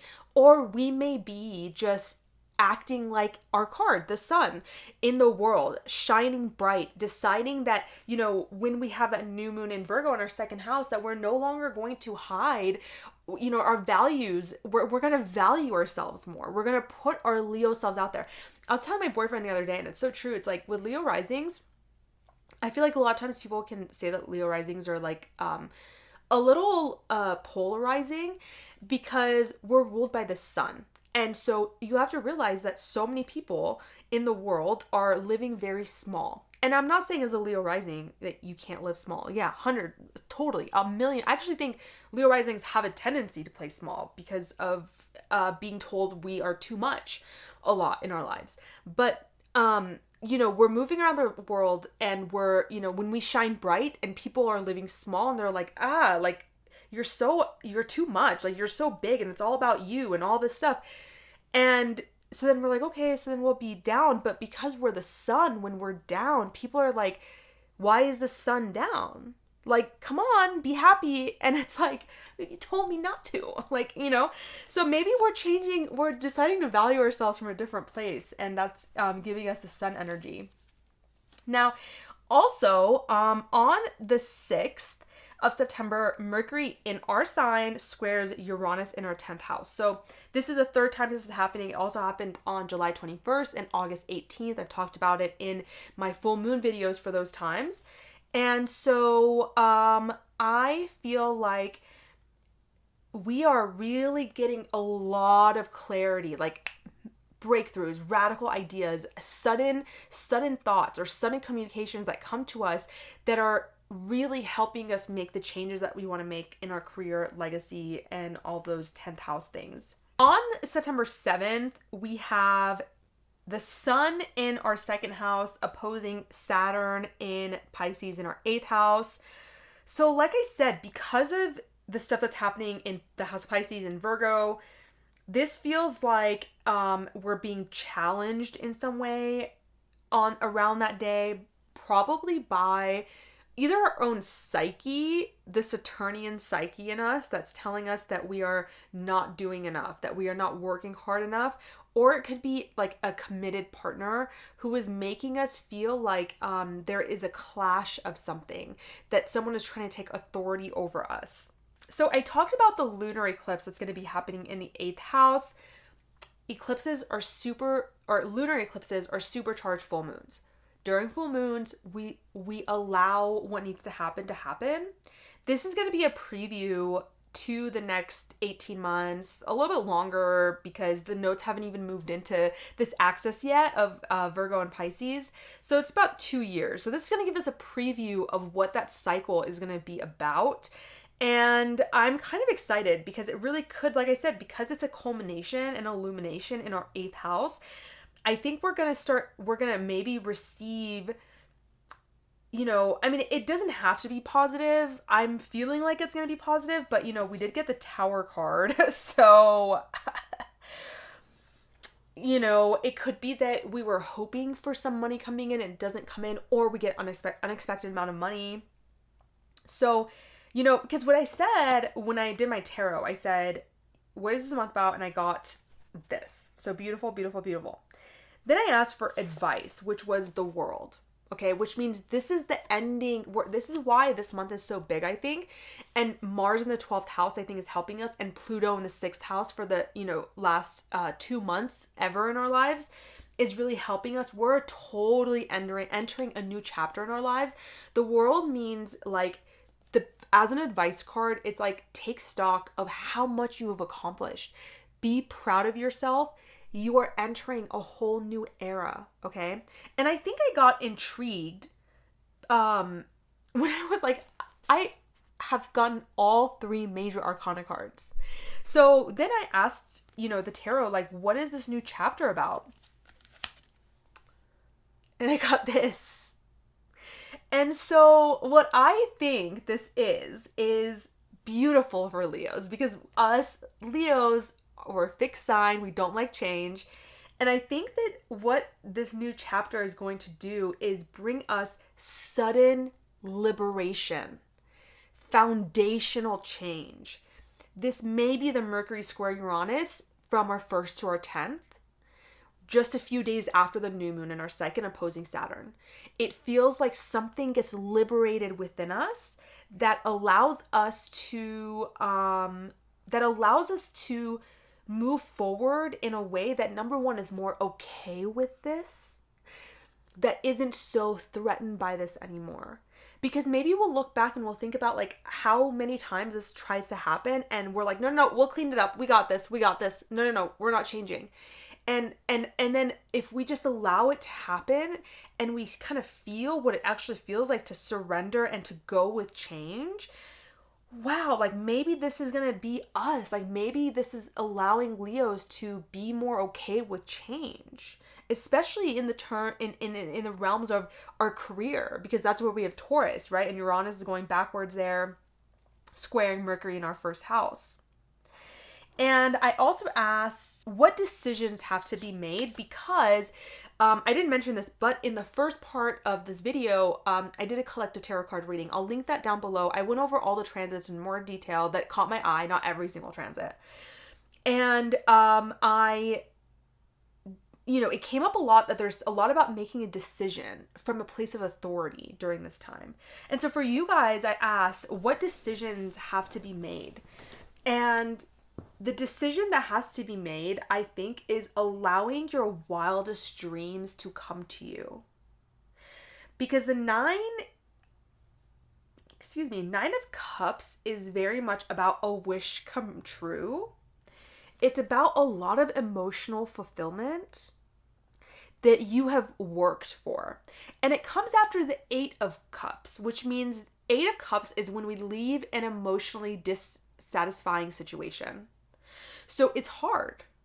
It's a relationship, job, situation, whatever it may be. We leave it. We have the courage to leave it. And that also came up a lot in the collective tarot card reading I did in the first part of the video. To have courage. We have courage to leave it. And now there's something that wants to come to us, a wish that we have been wanting. But the thing is that the unknown is where Leos have a hard time with, especially in career. But really, because Leo itself is a fixed sign. But in that unknown, there is magic, there is mystery, there is possibility. And so allow your wildest dreams to come to you at this time, Leo. That's what it is. It's about allowing. There's a surrender that is happening. You have a decision to make about surrendering, doing the work and surrendering to the outcome. Okay? All right. There was other things I wanted to talk about, but I didn't. So you know what? That means that it's good. I think I got what I needed to accomplish. So let me know how that resonates for you guys down below, and I will see you guys next time, Leos. All right. So for my Virgo sun and rising, let's talk about September for you guys. Now, I made a first part to this video. I'll link that down below, and I went over more transits for September, and I also did a collective tarot card reading that is going to be effective for all of us. So I'm going to refer to that probably here in your reading, but definitely listen to that because I think it's something that everybody needs to hear, regardless of their sign. Now, this month starts off with Pluto going into your 5th house for the last and final time of your lifetime. Now, I'm going to make a video about this, so it's going to go more into detail, but really you're finishing up a 16-year stint since 2008 of having Pluto in a part of your chart that is about pleasure, children, entertainment, self-expression, joy. And you guys have had a complete transformation in these things. Now, a lot of times what can happen, like for example, something about your children during the last 16 years completely transformed your life. Their lives, their things that they're going through has had a really transformational effect in your life. What I can also say is that the way that you had fun 15 years ago, 16 years ago, has gone under so many different types of deaths and rebirths, and how you want to choose to express yourself, which is really interesting actually, because I for this month I got 2 major arcana for you guys. I've been getting major arcana for almost every single sign for this month, so that's crazy. And I kind of picked up on this in my collective tarot reading, in that like it felt like a big month for certain reasons, for like making decisions and having authority in ourselves and other things. But for you guys, I got the sun, which is ruled by Leo, which is the 5th house. This also is your season, so it makes sense because the sun is actually in Virgo. So it's really cool that we got this card for you guys, because it is like literally your time to shine. But also with Pluto and going back into the 5th house, it's like, where can you as a Virgo, especially as a Virgo rising, like Virgo risings have so many amazing qualities, but sometimes there is a sense of like wanting to like look and appear controlled or meticulous, and maybe you don't even want to look that way. It's just the way that you are. Like having Virgo on the ascendant makes you more detail oriented, more cautious, more calculated. And so when Pluto is in the 5th house, it's inviting you to enjoy your life, to have that childlike spirit again, to find pleasure, to feel like you deserve pleasure with no prerequisites. You don't need to work to have fun. You know, like if that's how you feel, that's not how it is. You know, and so you're finishing something up in this part of your chart. There's something else for the next 2.5 months until November 19th that Pluto wants to make sure that you understand, because it's never going to be here again. It's going to go into your 6th house. And as somebody who just got done with that transit, I'll tell you, Pluto in the 6th is very much different than Pluto in the 5th. It's going to be about hard work, and it can be very, there can be a lot of reward with Pluto in the 6th, but it's definitely a different vibe than having Pluto in the 5th. Finish this up. Understand, before you start this new 20-year journey of Pluto and Aquarius in your 6th, understand how it is that you enjoy life. Bring lightness and joy and pleasure into your life again, if it's not already there. Self-expression, I think that's really big. I think that Virgos having Leo in the 12th house naturally tend to not really feel like their self-expression is the best thing about them, right? Their meticulousness, having order in their lives, feeling down to earth and grounded, all these things are such great qualities. I could go on and on and on about the good qualities. One of them is not expressing yourself, you know, and just being like, yes, this is me, like a Leo rising would, because you've got Leo in the 12th. So this is a really great time for you to be focusing on this, okay? On the 2nd, so the next day, we have a new moon in your 1st house. So everything I just said, how are you setting intentions in how you want to express yourself, in your personality? Maybe you want to change the way you look. Maybe you want to change the way that you move in the world, the way that you present. Maybe you've always been quiet and shy, and you're like, you know what, in this new moon in Virgo, that's gonna, you know, culminate in 6 months, I want to show up more extroverted. Or maybe it's the opposite. I want to be more introverted. I don't want to show up in the way that I have before. I want to change the way I look. I want to change the way I view things. This is like the ascendant is like the lens in which we view the world. What kind of attitudes do you want to embody in the next 6 months? What did I write here? Oh, right. So this is kind of a preview as well. Wait, why did I say that? No, screw that. Okay. Now, on the 3rd, we have Venus conjuncting South Node in your 2nd house, and Lilith and Juno are there as well. So there's a lot of energy right now in your 2nd house, which is a money house. So this could go many of ways over the last, over like the last 13 months. You may have lost a job. You may have lost a source of income. You may have decided that maybe you got a new source of income, a new source of job, but you don't feel satisfied by it. And so it's having you with the North Node in the 8th, having to look deeper into what truly satisfies you, going deeper into the psyche, learning more about astrology, learning more about human design, learning more about psychology, because you're not feeling as satisfied by the material realm at the moment. And also your values in life could be changing. Sometimes with South Node in the 2nd, our self-value or self-worth can go down, or we can get detached from it and kind of be able to look at it from an objective point of view. But with Black Moon Lilith there, it's telling me that you guys definitely are wanting a new way of making money. And, yeah, in the first part of the video, I talk about that's such an interesting transit. We've got so many love goddesses in your 2nd house. So, yeah, very, very interesting. On the 4th, Mars will enter Cancer, which is your 11th house. So over the next 2 months, a lot of energy and passion and drive is going to be going into groups, networks, friends, your hopes and wishes for the future. And Mars in Cancer is in its fall, so it can be moody, it can be irritable. So there could be, because actually when I was just sitting before I did the video, I was just, shuffling my cards, and I got the 5 of Wands. And I wonder if this is like Mars entering Cancer in its fall. Maybe there's going to be a fight within your groups that you're a part of, your friendships, organizations that you're a part of. This is a card of actual fighting, or it could be a card of competition. So maybe you're feeling competitive in some sort of organization that you're in your friends groups. Maybe other people are feeling competitive, and this is not necessarily a bad thing, right? Number 1, conflict's not bad, and number 2, competition's not bad.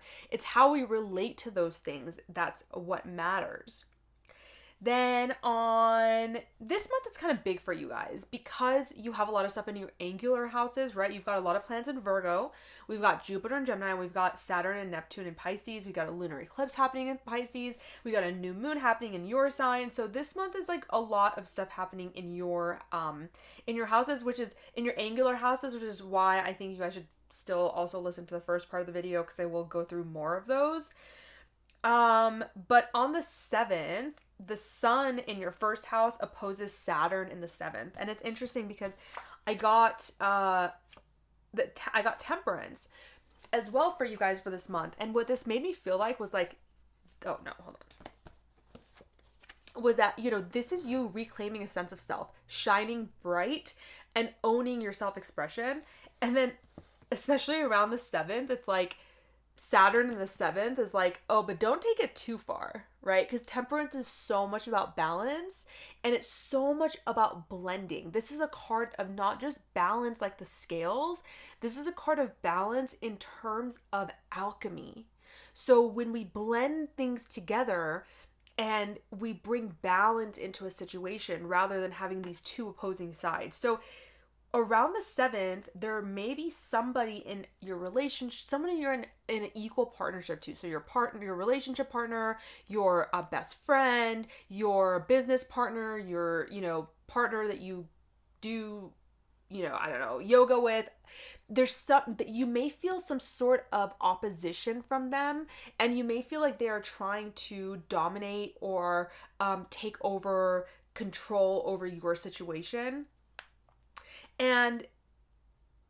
Or they're like dampening you. Like you're trying to shine bright, sun is in your sign, you're finally like having some energy in this part of your chart in your 1st house. It's been a while. And then somebody comes and kind of like opposes that and wants to dampen your shine. And this is a chance for you. Like this is obviously, general reading. So it's hard to know what your specific situation is. But this is an opportunity for you to know that, like, how can we shine bright? But Saturn in the 7th is really not going to let you go too far there. You're going to have some internal or external opposition trying to be like, but are you being dutiful? Are you being responsible? Know your limits. So that kind of might feel a little, like, frustrating. Although I don't really feel a lot of frustration in your guys' reading. But other than this, obviously. But just know that this is trying to get you to come to a new understanding of how you and other people relate, how you can express yourself without dominating another person, and also like you can be in a relationship without losing yourself. So that's kind of, I'm feeling that very much in your guys' September. Now, in the first part of the video that I did, I said that this month is very much about making like a decision. So because it was a tarot reading, it's hard to know like what exactly the decision is, but I have a feeling for you guys it is in the realm of love, romance, self-expression, dating, and just other people and relating to them in general. There's a decision that has to be made there. Now, on the 9th, Mercury enters back into your sign because Mercury has just gone direct on August 28th. So when Mercury goes back into your sign, you're going to feel like you have more mental clarity. You're going to feel like, you know, if there was any fogginess, it's kind of gone. Mercury loves being in your sign. It is your ruler. So anything that Mercury does affects you because it's your ruler, which is another reason why I feel like, you know, this month there's a lot of Mercury aspects as well as a lot of stuff in your angular houses. So a lot going on for you in this month. The 15th, we've got Venus in Libra, which is your second house, trining Jupiter in Gemini, which is currently sitting in your 10th house. So that's really good for career and money around that time. There's support there. Maybe you're coming to an understanding of a new way that you can make money with a new career. And there's some, or you know, one is supporting the other. You're making money and that's supporting a new career. Your career is giving you money and there's a support there. It's a nice, beautiful aspect there. Now, a couple days later, we have a partial lunar eclipse in your 7th house. So think back to what was happening in your house of relating to other people and your relationships in March of this year, March 10th specifically.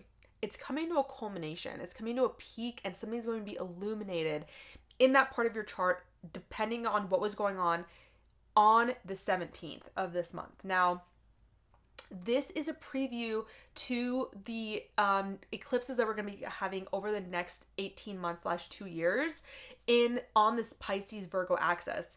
And I talked more about it in the first part of the video. But for you guys, because it has to do with your relationships, something may be coming to a peak. There might be a blowout. There might be a illumination. There might be a culmination. Something's ending or something brand new is going to begin, and it has to be culminated for that to happen with how you relate to other people. Now, this a lot of times with eclipses, because we have fate involved in this, we really have to take a back seat, in my opinion, and just let things happen, because we don't really get a lot of say when the nodes are involved, right? Like, it is very kind of like a more fated situation that we're dealing with. And for you guys, it's regarding relationships. So very interesting. On the 22nd, the sun will then move into your 2nd house, now illuminating different aspects of your life, like finances, jobs, self-worth, values in your life. And on the same day, Venus, which is already in your 2nd house, is going to square Pluto in your 5th. So there's going to be some sort of tension around, number one, collectively, Venus square Pluto in Capricorn is bringing up really old and outdated power struggle patterns that we have within our relationships. For you guys specifically, it could be relationships at your job, relationships with your children, but what I could see this as too is that you're getting kind of to the end of your, like, you're kind of just tired of this, something about loving what you do. Like, the 2nd house is your income, Pluto in the 5th, and you're getting kind of tired of like not loving what you do in the world, not loving how you make income, not loving how you bring value into the world. And it's bringing this up in order for you to grow from it, you know? Venus in your 2nd house, squaring Pluto in your 5th could also be like just you deciding to do something different when it comes to, because the fifth house is a house of gambling and the second house is income, right? Your resources. Maybe there's been patterns between how you spend your money and gambling it or putting it excessively towards self-pleasure that has been difficult for you, and you are wanting to break this pattern, this long-standing pattern. Actually, that makes a lot of sense, you guys. Now I'm starting to think about this because the advice I got for you guys was Six of Pentacles, which is a card about give and take. It's very much about give and take. So you guys are, number one, this is a great card if you are in the position to give money to charities and help others. Other times when this card comes up, it can be about you needing charity or you receiving help from somebody else, but it's a lot of having to do with financial give and take. And so I'm feeling like a lot of you guys are having these things coming up around money and how you're spending it, how you're using it in your life. Is it bringing you value? Are you spending it ridiculously on gambling or self-pleasure or, wanting to be maybe like more responsible with it? And that could be related to your relationships as well. So maybe there are a lot of financial struggles within your power struggles within your relationship. Then on the 30th of September, we have a Mercury Cazimi in your second house. So once again, highlighting this idea of money, self-worth, your own sense of value, what you value in the world, your income. You're going to get some clarity on that. So it's like just days after that whole scenario I said with Venus square Pluto, you're going to get some clarity around how you want to move forward in this part of your chart. So like I said, I already got the advice card. Is, as you can see here, it's somebody helping another. So giving to charity would be great at this time. But really, I think it's about learning to bring more balance into your finances. Yeah. Bring harmony in regards to your financial world. Okay? All right, Virgos. Let me know how that resonates for you guys. Please like and subscribe if you like this content, and I'll see you guys next time. All right, so for my Libra, rising, and suns, what does September have in store for you? Now, I did a first part to this video where I did a collective tarot card reading, and I went through all of the transits that kind of caught my eye. Not every single transit, because there's a lot happening as always every month, but the ones that I think were going to be important. And for you guys, it's going to be a big month. Now, I've been pulling major arcana cards. I already did the tarot reading, so I've been pulling major arcana cards for almost every single sign. I think only Aries and Taurus maybe didn't get one. I don't know. Maybe they did. I don't know. I don't remember because I did them a different day, actually. Yeah, I think they're the only ones that didn't. But for you guys, this is a big month, and I already kind of felt that way because Pluto is moving back into your fourth house. So for anyone who's a cardinal sign, this is big, especially if you've got anything around 28 or 29 degrees of the cardinal signs, including your sign, or very early fixed sign, so like 0, maybe 1 degree. But Pluto moving back into your fourth house feels very much as the reason why I got the Death card. But I also got the Moon and the Two of Pentacles. So let's kind of go through some of the transits. Now, like I said, in the first part, I did a collective tarot card reading in which I talked a lot about like a decision that I feel like people have to make. And because it was in tarot, it kind of left it open, right? Like it wasn't like, I didn't get that exactly through astrology, but I feel like every sign has a decision to make. And I think a lot of that has to do with Pluto, because Pluto finishing its reign in Capricorn since 2008. I'm going to make that its own video, so don't worry about that because I feel like we need more information on that. For you guys, Pluto in the fourth has been unearthing so much about your home life, so much about your childhood, so much about, you've probably moved so much because moving has brought you transformation. Moving homes has brought you transformation. Going to therapy has brought you transformation. That's super, super deep. because wherever Pluto is, it's like obviously other parts of our charts change, but where Pluto changes us, it really impacts us in a deep, deep way. So, Pluto in the fourth could have also been a lot of power struggles at home. So a lot of changes within the internal home life, a lot of changes within the home life as well, because you are changing at the deepest part of who you are. The fourth house is the lowest part of your chart. It's the deepest core of you. So I have Pluto there natally. So this is kind of something that I deal with and I will be dealing with my entire life. For you guys, you had it for 16 years, okay? Completely changing things. And then now we're going to go into Pluto in the fifth house for you guys, which would probably feel easier because it's a fellow air sign. And you know, quite less emotionally draining than Pluto in the fourth has been since 2008. Oh, I totally forgot about, I already pulled an advice card for you guys too. I didn't take that out. Where is it? Okay, it's cool. All right, so that's happening on the 1st. And the same day, Uranus is going retrograde in Taurus. And so for you guys, that's your 8th house. So Pluto in the 4th, Uranus in the 8th. It's like very deep emotional houses there, right? So Uranus in the 8th will give you a chance to reflect kind of what changes you've made in your house of other people's money, shared resources, shared finances, intimacy with another. It's giving you a chance to review that. As I'm making this video and as you guys are going to see this, your 12th house season has begun. Because when the sun moves into your 12th house, it's generally a time for you to like rest and retreat. Focus on solitude, focus on healing, focus on your subconscious, your limiting beliefs, all of these things that are kind of in the background, right? Because once the sun moves into Libra, which it will do on September 22nd, then it becomes your season. But the sun and Mercury and Venus is already in your sign, which is beautiful, and moved there August 29th. But, you know, when these planets are going through our 12th house, it definitely is giving us a chance to kind of retreat and tend to ourselves before it moves into our sign, which allows us to put ourselves out there in the world, right?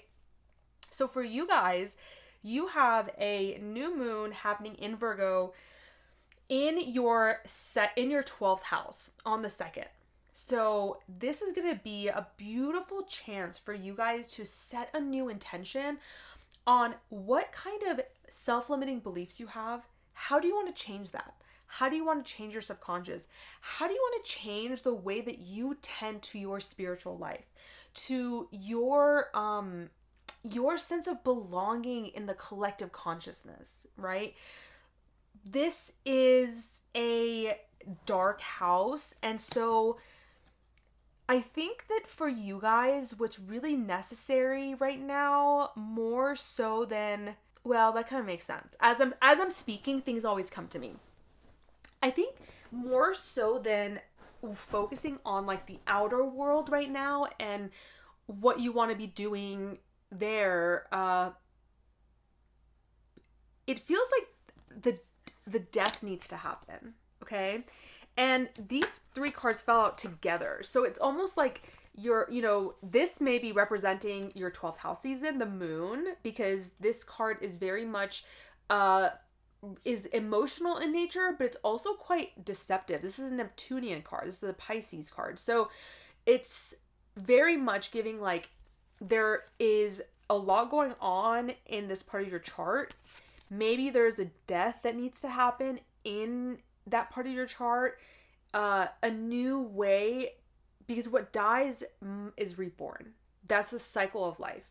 So something in your 12th house, your subconscious beliefs, maybe some overseas travel, solitude, healing, grief, closure, it needs some tending to. And Libras, whether or not they're extroverted or introverted, are externally oriented people, right? Because you're the sign of the other. So even if you are totally introverted, you are always making decisions based out of how other people will either perceive it, number one, or how it's going to affect other people close to you. right? And that's kind of what makes you indecisive at times, because, you know, whereas Aries is like, I want to do this. You're like, okay, I want to do this, but like, how is it going to affect this? And then I could do this, but then are they going to do this? And then if I do this, so there's a lot of like thinking involved there, right? And so I feel like for you guys, sometimes you are neglecting, as we all do, because the 12th house is hidden to us, your subconscious. And what's so interesting about this is my partner is a Libra rising, and he is going to his first silent retreat with me at the end of this month. So even though technically that's his season, you know, the sun has moved into Libra at that point. But this whole month I'm getting this energy, you know, and so doing a silent meditation retreat, very much giving an opportunity to find transformation in the 12th house. And then here it's, okay, well, let's talk about the astrology a little bit more. So you got the new moon in the 12th, okay? And then on the 4th, we've got Mars entering Cancer. So this is interesting because Mars entering Cancer is your 10th house, right? I just realized I forgot to tell you guys something. Okay, so when I was saying how I feel like it makes sense that there's a retreat that's happening, is because South Node has been in your guys' sign since July of 2023. When the South Node is in your first house, even if you are expressing yourself, you're putting yourself out there in the world, you are not getting satisfaction from that. You are instead really focusing on other people, because the North Node is in your 7th house.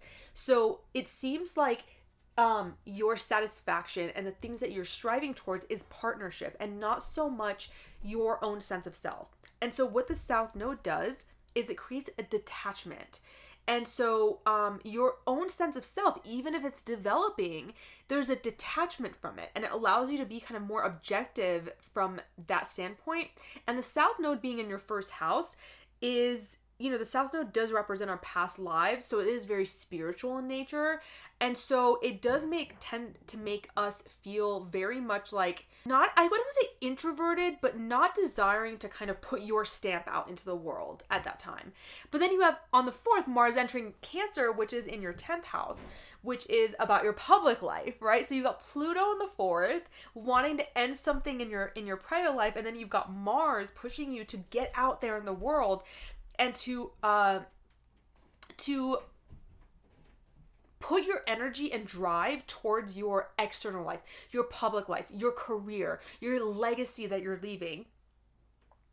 And so that's where I feel like this is coming into play, where there's a lot going on here, right? And that's why it's important to tend to the 12th house, because I feel like there's a lot going on here. Like there's stuff happening in your relationships, there's stuff happening in your career, there's energy going into your career. And maybe you're having, what do you guys think about this card? Maybe there is a sense of there's a lot going on and you're having to balance a lot, which as a Libra, you're kind of used to being, having to balance, but maybe this month that's kind of, that's kind of what you're struggling with. And it's funny because like I said in the collective tarot card reading, I said that this is about making decisions from an authoritative place or getting help from somebody to make decisions. So somebody that you trust, a mentor, some sort of guide, and you guys got the Hierophant as the advice. Very interesting, very interesting. Okay, so Venus is in your sign until the 22nd. So that is beautiful. It's making you want to bring harmony and beauty into the world.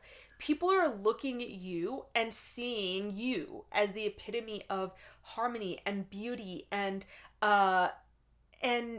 just, when Venus is in your sign, you tend to feel prettier. People tend to perceive you as prettier. It's a really nice thing to have. Now, you guys, like I said, also still have the South Node, Black Moon Lilith, and Juno in your sign. I talk about that more in the first part of the video.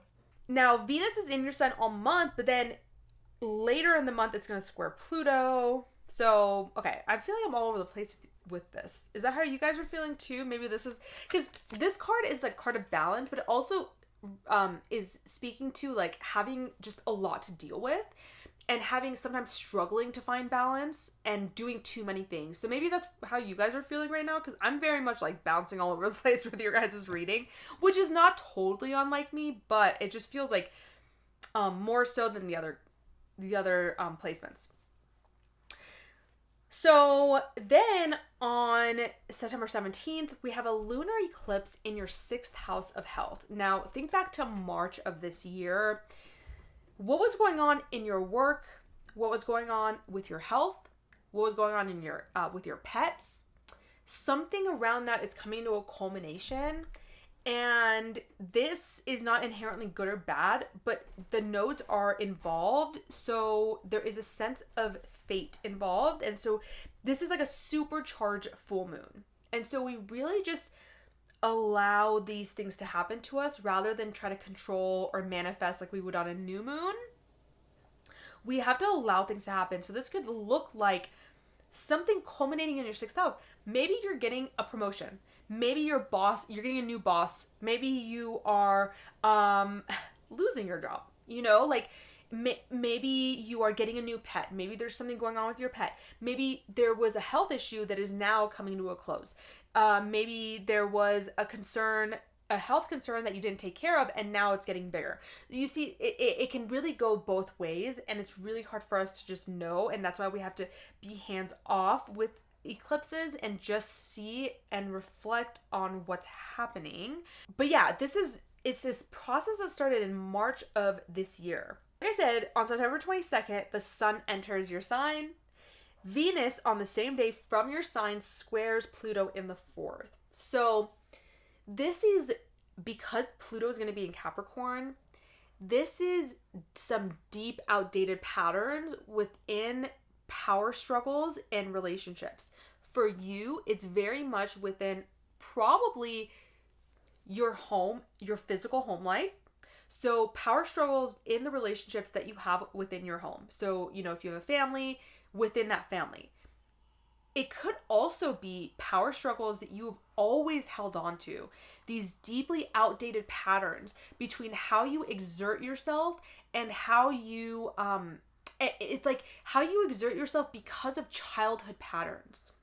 And so this is coming to a position of peak, this square, this tenth aspect that is wanting to change something about how you assert yourself, how you are in relationships, and the control that you desire to have in relationships because of deeply embedded emotional patterns from your childhood, or maybe you have been repeating a pattern that you have with your mother from childhood, or father, if that was the more maternal caretaker, that you recognize on September 22nd, around that time, that you have been repeating these patterns and you are no longer wanting to do that. Okay? And then on the same day, Venus moves into your 2nd house. And so the theme changes from being about you to being about your finances, your income, your self-worth, your value, and things like that. So overall, this month, there is a decision that you guys need to make from a place of authority. Now, the advice that I got for you guys is the Hierophant. And so in the first part of the video, like I said, I recommended that, you know, if you're having a hard time making a decision, reach out to someone, like some sort of a mentor, some sort of a guide to help you make the decisions that you need to make, or make the decision that you need to make. For you guys, it could very well be like a spiritual mentor. It could be someone that has a position of like authority, but like, why do I keep hearing for some of you guys, of course this is very general reading, like someone in like a spiritual mentor, like if you're religious, someone in your church, if you're spiritual, someone like a monk or some sort of spiritual teacher, because the Hierophant is doctrines, it's established orders. So you may be seeking guidance from, like I said, religious philosophies or spiritual philosophies during this time to help you make the decision that you need to make And this very much goes with the 12th house energies that we're talking about as well. This could also be like a therapist, because the 12th house is hospitals and mental institutions. So it could very well be that. But for you guys, it's like, this is a really big deal. You've got 3 major arcanas this month. So this month, this decision that you're making is a big one. And I think you are already feeling that. But for you guys specifically, I just feel like the mentor or something more established, you know, like not so much like a friend, but a mentor or a deep spiritual study that will help you make the decision that you need to make. Okay? All right, Libras, let me know how you resonate with that. And I hope you guys have a beautiful September, and I'll see you guys next time. Hello, my Scorpio risings and suns. Let's talk about the month of September. Now, I already did a tarot card reading for you guys, and I have a first part to this video where I talk more about the transit, and then I also do a collective tarot card reading, which is applicable to all of the signs, and is kind of like the overarching theme, in my opinion, for the month. And then this is just obviously like for your sign specifically. Still, it's going to be a general reading, right? You have a whole chart, and that's a big spider.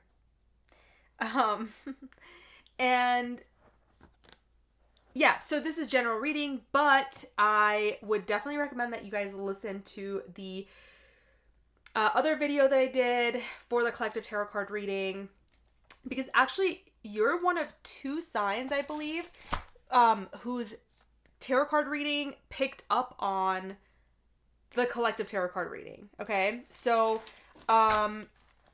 this month starts off with a bang for you guys, because you are ruled by Mars and Pluto, and both of your rulers are moving, ingressing into a new sign.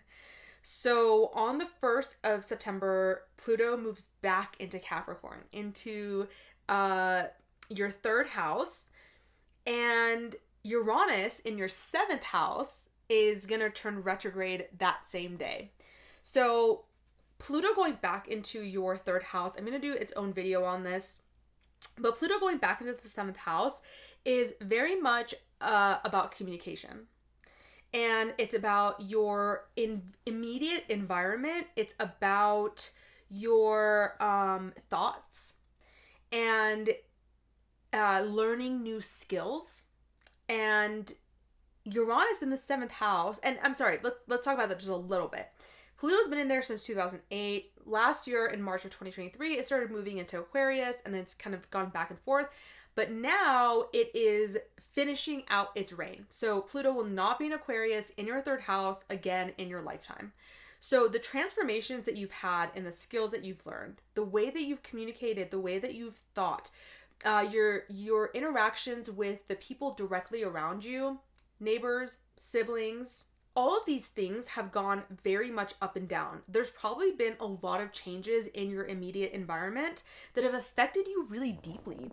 So that can be a lot of things. Like I could see relationships with siblings, or things happening with your siblings or cousins, or neighbors, or things happening in, your day-to-day activities, maybe your pets' lives, whatever it is, it's affected you a lot. Your immediate environment has been what has been transforming you over and over and over again.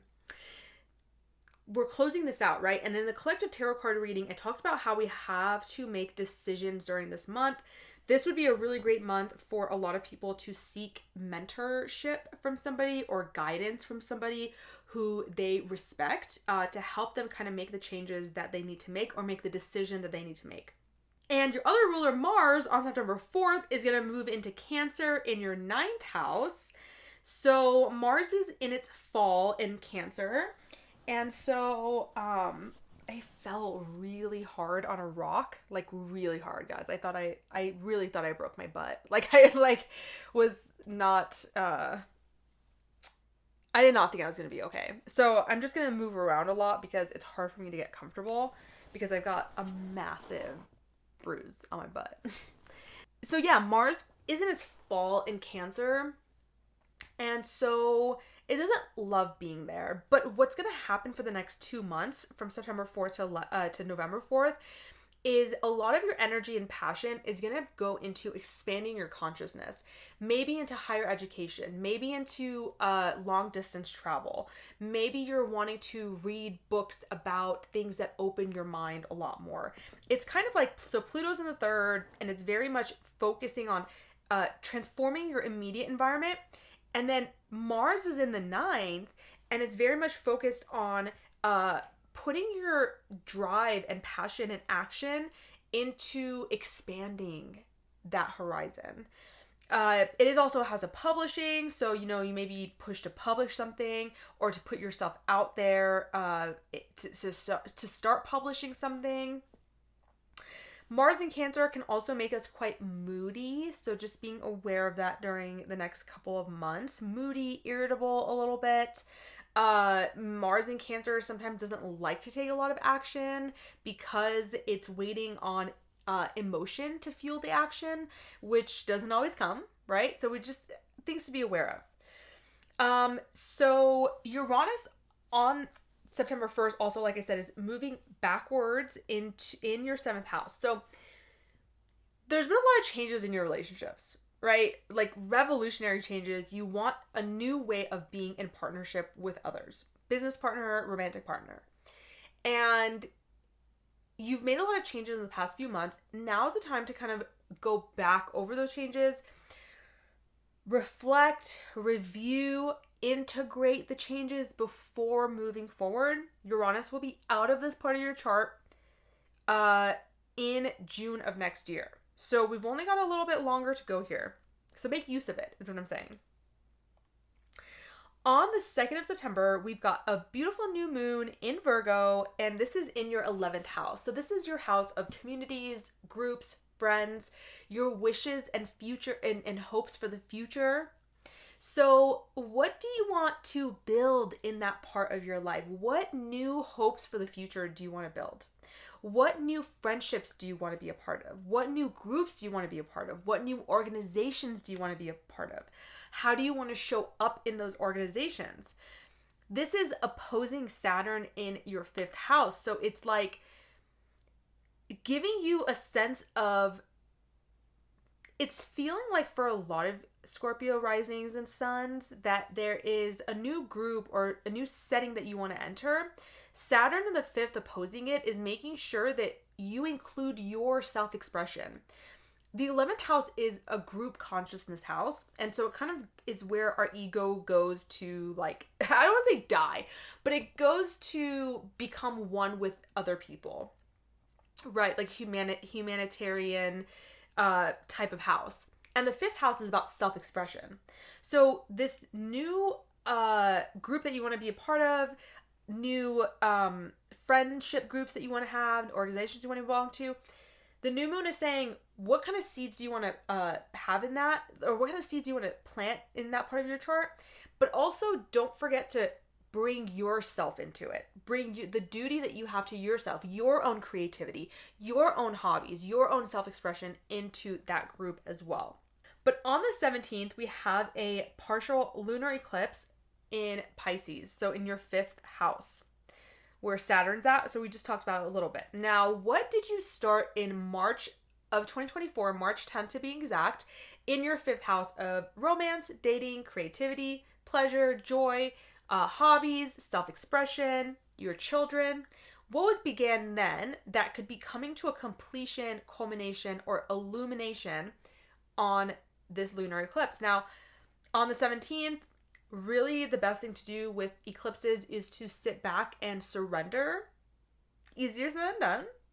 But really with all full moons, that's kind of what I always recommend, specifically for eclipses, right? Because there's a notion of fate involved. And this one's kind of a preview to the nodal axis change that's going to be happening in January into Virgo and Pisces.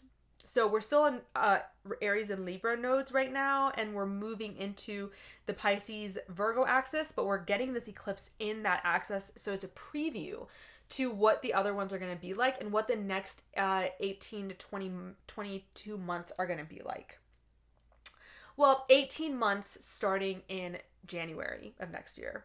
Your guys' tarot is interesting. And I'm not quite done with the transits, but I wanted to bring this up. So right now, you've got, when this video comes out, there's a lot of stuff, not a lot, but a handful of things are really just the sun. Just the sun in your 11th house. Venus has moved into your 12th house. And then later on in the month, we're going to have the sun move into your 12th house, and then Mercury move into your 12th house. So when I see 12th house transits, the High Priestess tends to come up, okay? And so the High Priestess is very much is a major arcana. And so it feels like there is some uncovering that needs to happen in your subconscious, in your unconscious, in your 12th house.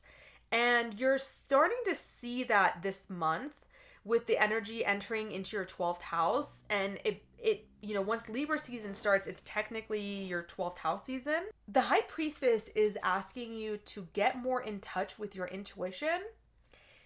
And what I also got with it, though, is the Nine of Swords. So, it feels like you guys are feeling anxious. This is a card that came up at the collective tarot card reading. And this card is very much mental fears, mental anxiety. It could be insomnia. There's worry. What are you guys worried about, right? And I also, as I was shuffling before, I was just randomly shuffling, this was at the bottom of the deck. So this once again is very 12th house energy. There's introspection needed. You guys are, this is the Virgo card too, so it's interesting because we've got a lot of Virgo planets this month. What are you guys needing to tend to? This is a great card to retreat, to have solitude with, to kind of understand the inner workings of you. Because either you're already feeling the Nine of Swords, and so we need to figure out what's going on, or what I could see for a lot of Scorpios is that maybe you're feeling okay, but then you do this, right? You hermit, you introspect, and you seek spiritual wisdom, you seek to connect to your intuition, and underneath you feeling good, you find this. And you find that you are actually feeling quite anxious and unsure and worried and frightened of the future. The great thing about the Nine of Swords is that it is in your head. It's a mental thing. So the good thing is that we have the ability to change our thoughts. And I think that, I'm not saying it's easy, but it's definitely accessible. And so I think that during these things that you're doing, you're going to be having to confront this and figure out how we can move forward from it to change the limiting beliefs that we have and the negative thoughts that are haunting us. Because the 9 also tells me that you're almost done. It's almost the 10 of Swords, which then starts again with the Ace of Swords. So there's a completion happening. You're almost done. It's almost through, but we're just not quite there yet, which is very much giving Pluto at the 29th degree of Capricorn vibes, right? We're almost there. We're almost at the end. Pluto in the third can definitely cause this, right? Pluto can bring a lot of existential fear and change and transformation, death and rebirth wherever it goes. So for you guys, it's in the house of your thoughts. It's in the house of your mind. Now, the advice I got for you guys was the Six of Cups. So the Six of Cups could mean a couple of things. Going back to anything that brings you to your childhood could be really, really cool. and really helpful during this time. I remember recently I got this for my for Virgos a few months ago, and I talked about how, this a lot of times when this card comes up, we're revisiting the past. We're revisiting our childhood friends. We're revisiting our childhood home. Revisiting our inner child. And I did it for Virgos, and my dad's a Virgo sun, and he messaged me and he's like, I just bought a ticket to go back home to where he grew up in Iran. And I was like, oh my God, it's so cool, so that it could be very literal like that, but it could also, like I said, be like visiting your inner child, visiting past memories, reconnecting. This feels like the lunar eclipse in the 5th, kind of like the Saturn in the 5th, reconnecting to that inner child, right? Like reconnecting. This was the advice card I got. So it's like, while all of this is like encompassing this month, the advice is to reconnect to the past in some way. Reconnect to your inner child, reconnect to your childhood friend, your childhood home, and also reconnecting to your sense of joy, your childlike joy. That's the advice for you guys. How can you guys access that? What do you guys do in order to access that? What kind of hobbies do you have? What kind of creativity brings you to the state where you can get away from this and get lost in harmony and love and beauty? This is Venus. And by the end of the time, at the end of the month, Venus is going to be in your sign, where it is not super happy to be there, but it's still Venus in your sign. So it still brings the qualities of Venus to Scorpios, right? Yeah, I feel like there's a lot going on. Your communication, you're going to realize, I think, by the end of the month, that the way that you're communicating and the way that Pluto wants you to change your communication, there is some deeply hidden messages in your subconscious that are wanting to come through to you to explain and to show you why you communicate the way you do, why you may come off aggressive to some people when you communicate in certain ways, or, untrusting. Pluto in the 3rd can make the mind very like accusatory. It can make it very probing, and also make it very like domineering. Like I have a Mercury opposition Pluto, and I have to watch that in myself all the time. That like, am I like trying to, like, there's like power struggles in communication, right? Like feeling like you know it all, and having to learn and recognize that like you don't, but there's a reason why you've acted that way, and the answer is in your subconscious. The answer is in your subconscious. Okay? All right, Scorpios, let me know how that resonates for you guys. All right? Like and subscribe. Make sure to watch the first part of this video as well, and I'll see you guys next time. All right, so for my Sagittarius sun, moon, and rising, what does September have in store for you guys? You guys have a lot of stuff happening in your like money and career houses. So in a previous video, I talked about how, Virgo, there hasn't really been anything long-standing in Virgo. So for Sagittarius, especially Sagittarius rising, the energy in your 10th house has been kind of vacant for some time, right? Like every year, obviously, we've got stuff going through Virgo, so you get a little bit of kick there, but nothing like long-standing, right? So right now, this is where a lot of your focus is going, is towards your career, public reputation, really like August, end of August, and September. Career, reputation, legacy, your public life has been kind of has been important for you, or is going to be important for you, I should say. On the 1st of September, Pluto is moving back into your 2nd house. Now, since 2008, you have gone through a lot of death and rebirth in your 2nd house of self-worth, finances, job, income, your values in life. There has been a lot of up and down in that part of your chart. Something is finishing out in that part of your chart, because Pluto is going back to Capricorn until November 19th, where it will finish out its reign there and move into your 3rd house for good for 20 years. And you'll never have Pluto in the 2nd again. So this warrants its own video, which is what you're gonna get. So I'm gonna definitely do a video for that. But I also did a first part to this video. I'll link that down below. And that one I did a collective tarot card reading. I also went through the transits a little bit more in depth.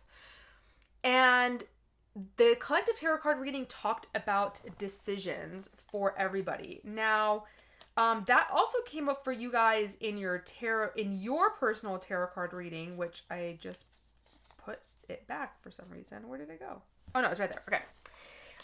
Which came up in your guys's personal reading as the advice card. Okay, different cards, but the idea is the same. Is that there's a decision that needs to be made. Okay, so we'll get there. Now, luckily for you, you have a beautiful new moon in your 10th house, your career, public legacy, reputation, goals that you want to achieve on the 2nd. Okay, so September 2nd, we have a new moon in Virgo opposing Saturn in your 4th. So Saturn's been in your 4th, bringing some sort of, limitations inside your home life, whether that's your physical home or your internal home, kind of pushing it and trying to define it in a way that may feel uncomfortable and somewhat depressing at times on an emotional level. This new moon in the 10th is opposing Saturn. So it's like you are getting a chance to plant a new seed in your house of career and using your emotional strength that you've been building to plant that new seed from a place of emotional strength so that it will stick in a different way, in a way that's much more satisfying on an emotional level for you. Like maybe you're desiring to be more emotionally connected to the career that you have. And this is going to be a beautiful time for you to do that. On the 1st as well, Uranus is going to go backwards, stations retrograde in Taurus. So Taurus is your guys' 6th house. So this is your house of service. It's your house of hard work. It's your house of work in general, your work environment. It's a house of pets, illness, wellness, diet, your daily routines. So you're going to get a chance to review those things, right? And this might go into your job because the 6th house, like I said, it's a money house and it has to do with your work. So with Uranus going backwards in your 6th, Pluto in your 2nd, and a new moon in your 10th, you're hitting the money houses, 2, 6, 10, okay? And even Mars is moving into your 8th house, which is not actually, it is a money house. It's really an emotionally centered house, but it's other people's money as well. So lots of things around career and money for you this month. And decisions to be made. I think for you guys, it's very clear. For other signs, it's not super clear what the decisions are. For you guys, it's very clear. It's about money. It's about career. It's about the material realm. Now, at the same time, Jupiter is in your 7th house, bringing relationships into the mix. So there's a lot going on here. So yeah, on September 4th, Mars enters Cancer, which is your 8th house. So lots of energy, drive, passion going into the occult, going into your own psyche, going into shared resources, how you can, get money from places outside of your job. And this is a place of intimacy too. So, where we forge intimacy with another being. This is, it's a water house at the end of the day. Even though it does have to do with money, it's a water house. So Mars is quite good in the 8th house though. So, putting a malefic in a more malefic house generally gives us the ability to deal with the harder aspects that it brings. It gives us the energy to deal with what is coming up in our psyche and the energy to and drive to do something about it. So that's good. This is good. On the 15th, we've got Venus in Libra, which is in your 11th house, trine Jupiter in your 7th. So this is actually a really great time for you guys to be surrounded by friends. you would be getting a lot of support, and maybe your interactions within groups would be so well supported. Organizations. So if you have a presentation you need to give or something in an organization, or if you have a presentation you're giving within a group that you're a part of, this would be a beautiful time to do that. It's just a really good time for you to get out into the world and to deal with other people, to use this time to connect and to network. So that's the 15th. Then on the 17th, you have a partial eclipse, lunar eclipse, so full moon eclipse in Pisces. So that is your 4th house. So what happened in March of this year, March 10th, in your 4th house theme, so relationship with your mom, your home life, your emotional patterns, your deep internal world, that is now coming to a culmination.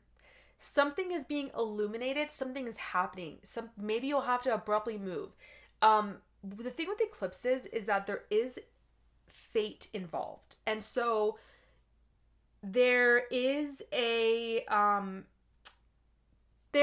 a leaning of just like, you got to kind of sit back and see what happens, right? It's not like a new moon where we're setting intentions, where we're planning something. This is more of like you step back and see what goes on, and then we respond. We reflect and respond, right? So this for you guys is happening in a very deep place. I could see this also if you guys have been in a rut. Maybe something will be illuminated in your deepest emotional self, in your home life, or your deepest emotional part of yourself, that will give you an understanding as to why you are where you are on an emotional level. It could be really illuminating. Your ruler of your 7th and 10th house, Mercury, is also going to have a cazimi at the end of the month, which means a lot of clarity. So the end of the month could be a great time for you to get clarity about your career and about your relationships and any organizations that you belong to, friends that you're a part of, or friend groups that you're a part of. To tie this in with your guys' tarot card reading, for almost every card, I've gotten at least one major arcana, which in the first part of this video that I made, I talked about how I feel like this is going to be a big month because we've got Pluto re-entering Capricorn. We've got an eclipse that's happening. And the fact that almost every sign is getting a major arcana card makes me feel like, yes, this is a big month for a lot of people. A lot of outdated patterns are coming up for us to be released collectively on a relational level. And then for each sign, obviously, it's going to be different. Actually, for you guys, towards the end of the month, on the 22nd, Venus in your 11th house is going to be squaring Pluto in your 2nd house. So there's a lot, it's reiterating for me that the organizations that you belong to, the people you surround yourself with, it's becoming more important for you to recognize that those things are in alignment. That the job that you have and the people that you're around are supporting growth and transformation in you, and this is not the time for like empty career, empty ways of making money. Like you're needing more depth and connection to those things now. Okay, so but for your tarot card reading, I got for this month the Chariot and the Empress. The Empress is creativity. This is like the earth goddess. Take time, reconnect with nature, okay? This is a very fertile period for you.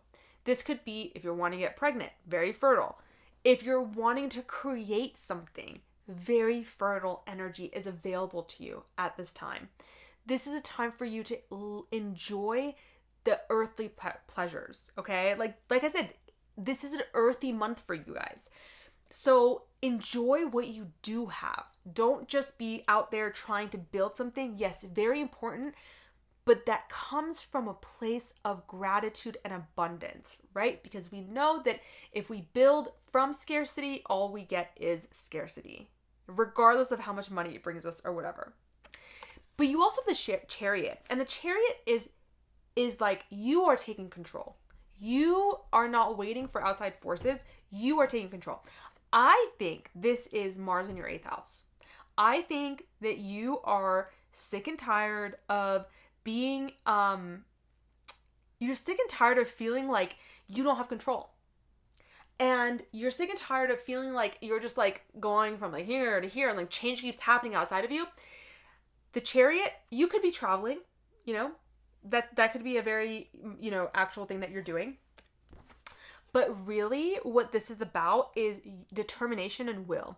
You deciding that you want to go a certain way and you going for it. Like I said, Mars in the 8th can be giving us that emotional drive, especially in Cancer for you guys. This emotional push of like, I'm not doing this anymore. I'm gonna start doing things the way I want to do them. This is what I want to do. I'm gonna go after it. The chariot says this is supported at this time. Now, the advice I got for you guys for this month is the 2 of Wands, a decision that has to be made. A decision that has to be made, and you are only in the planning stages of any new creative endeavor. We are not implementing this month, right? This is very much like giving like the new moon in the 10th house. Actually, let's ask the tarot, what is this decision about? The 2s are always about making a decision. We got the 2 of Swords for the collective reading, which is a little bit different. When I see this, it's making a decision based on a broad vision, right? He's holding the globe in his hand.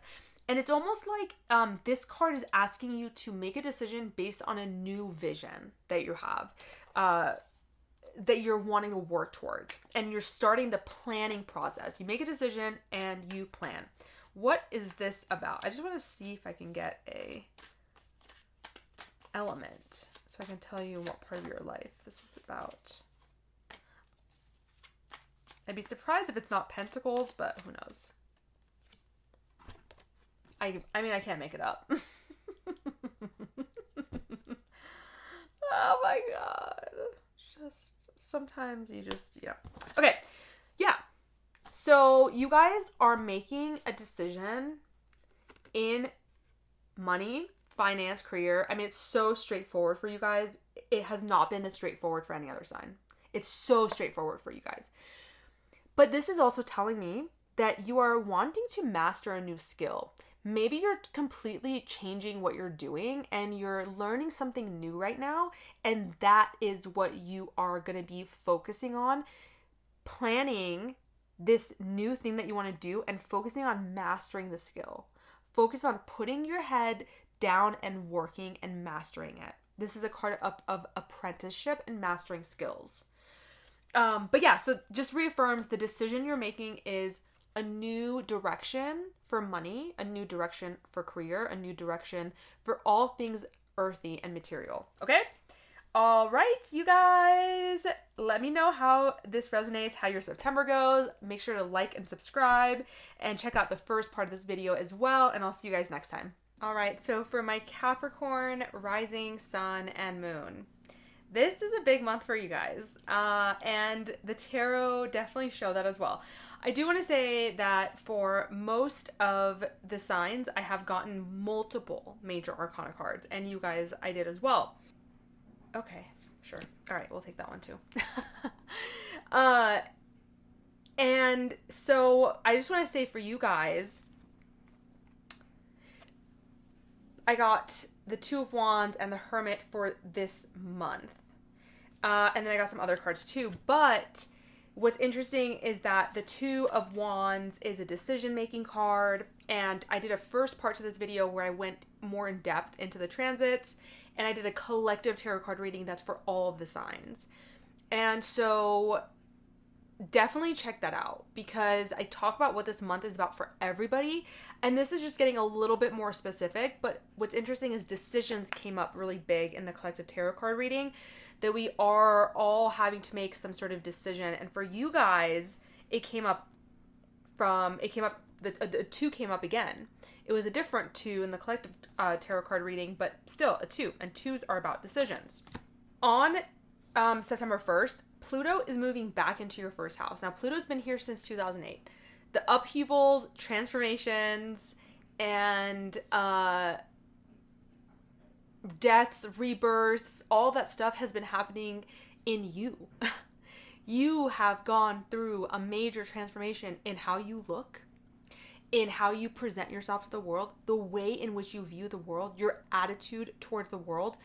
Because it's the first house, it also looks directly at the 7th house. So a lot of this has been precipitated from relationships in your life. So relationships may have been very volatile or very transformative. That can be positive or negative, right? Like transformative in a volatile way and in a negative way, or transformative in a growth way. Regardless, transformation is death and rebirth. So something needs to die before it is reborn. So even in the positive growth relationships, there has been a death. And so Pluto in the first is big, and it's not going to be here again after November 19th of this year. It will not be here again in your lifetime. So this is really interesting because you've got Pluto in the first, okay? And that happens on September 1st. And then I'm going to do its own video on that, by the way. But then you have the another planet, Mars, another malefic, going into your 7th on September 4th. So you guys are having a malefic in your first and a malefic in your 7th. So for you guys specifically, I think that there is going to be a lot of tension around relationships during this month. Or it doesn't have to be tension. It's definitely going to be emphasized, though. It's like your relationships that you're in, how you are in them, and how the partnership is perceived and how the partner is perceived. It doesn't have to be romantic. It can be business. It can also be anyone where you have an equal partnership with another person. So it could be your partner that you play basketball with. I don't know. But it's also just the house of like relating, how you relate to other people.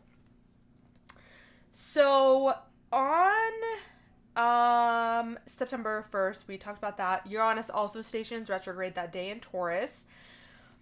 On the 2nd, we have a new moon in Virgo. So for you guys, that's your 9th house. What a beautiful time to establish a new belief system, a new philosophy on life, a new desire to plant a seed for higher education, for overseas travel, or even just long distance travel. It doesn't have to be overseas. For long distance travel, to set an intention to grow your consciousness, expand your consciousness in some way.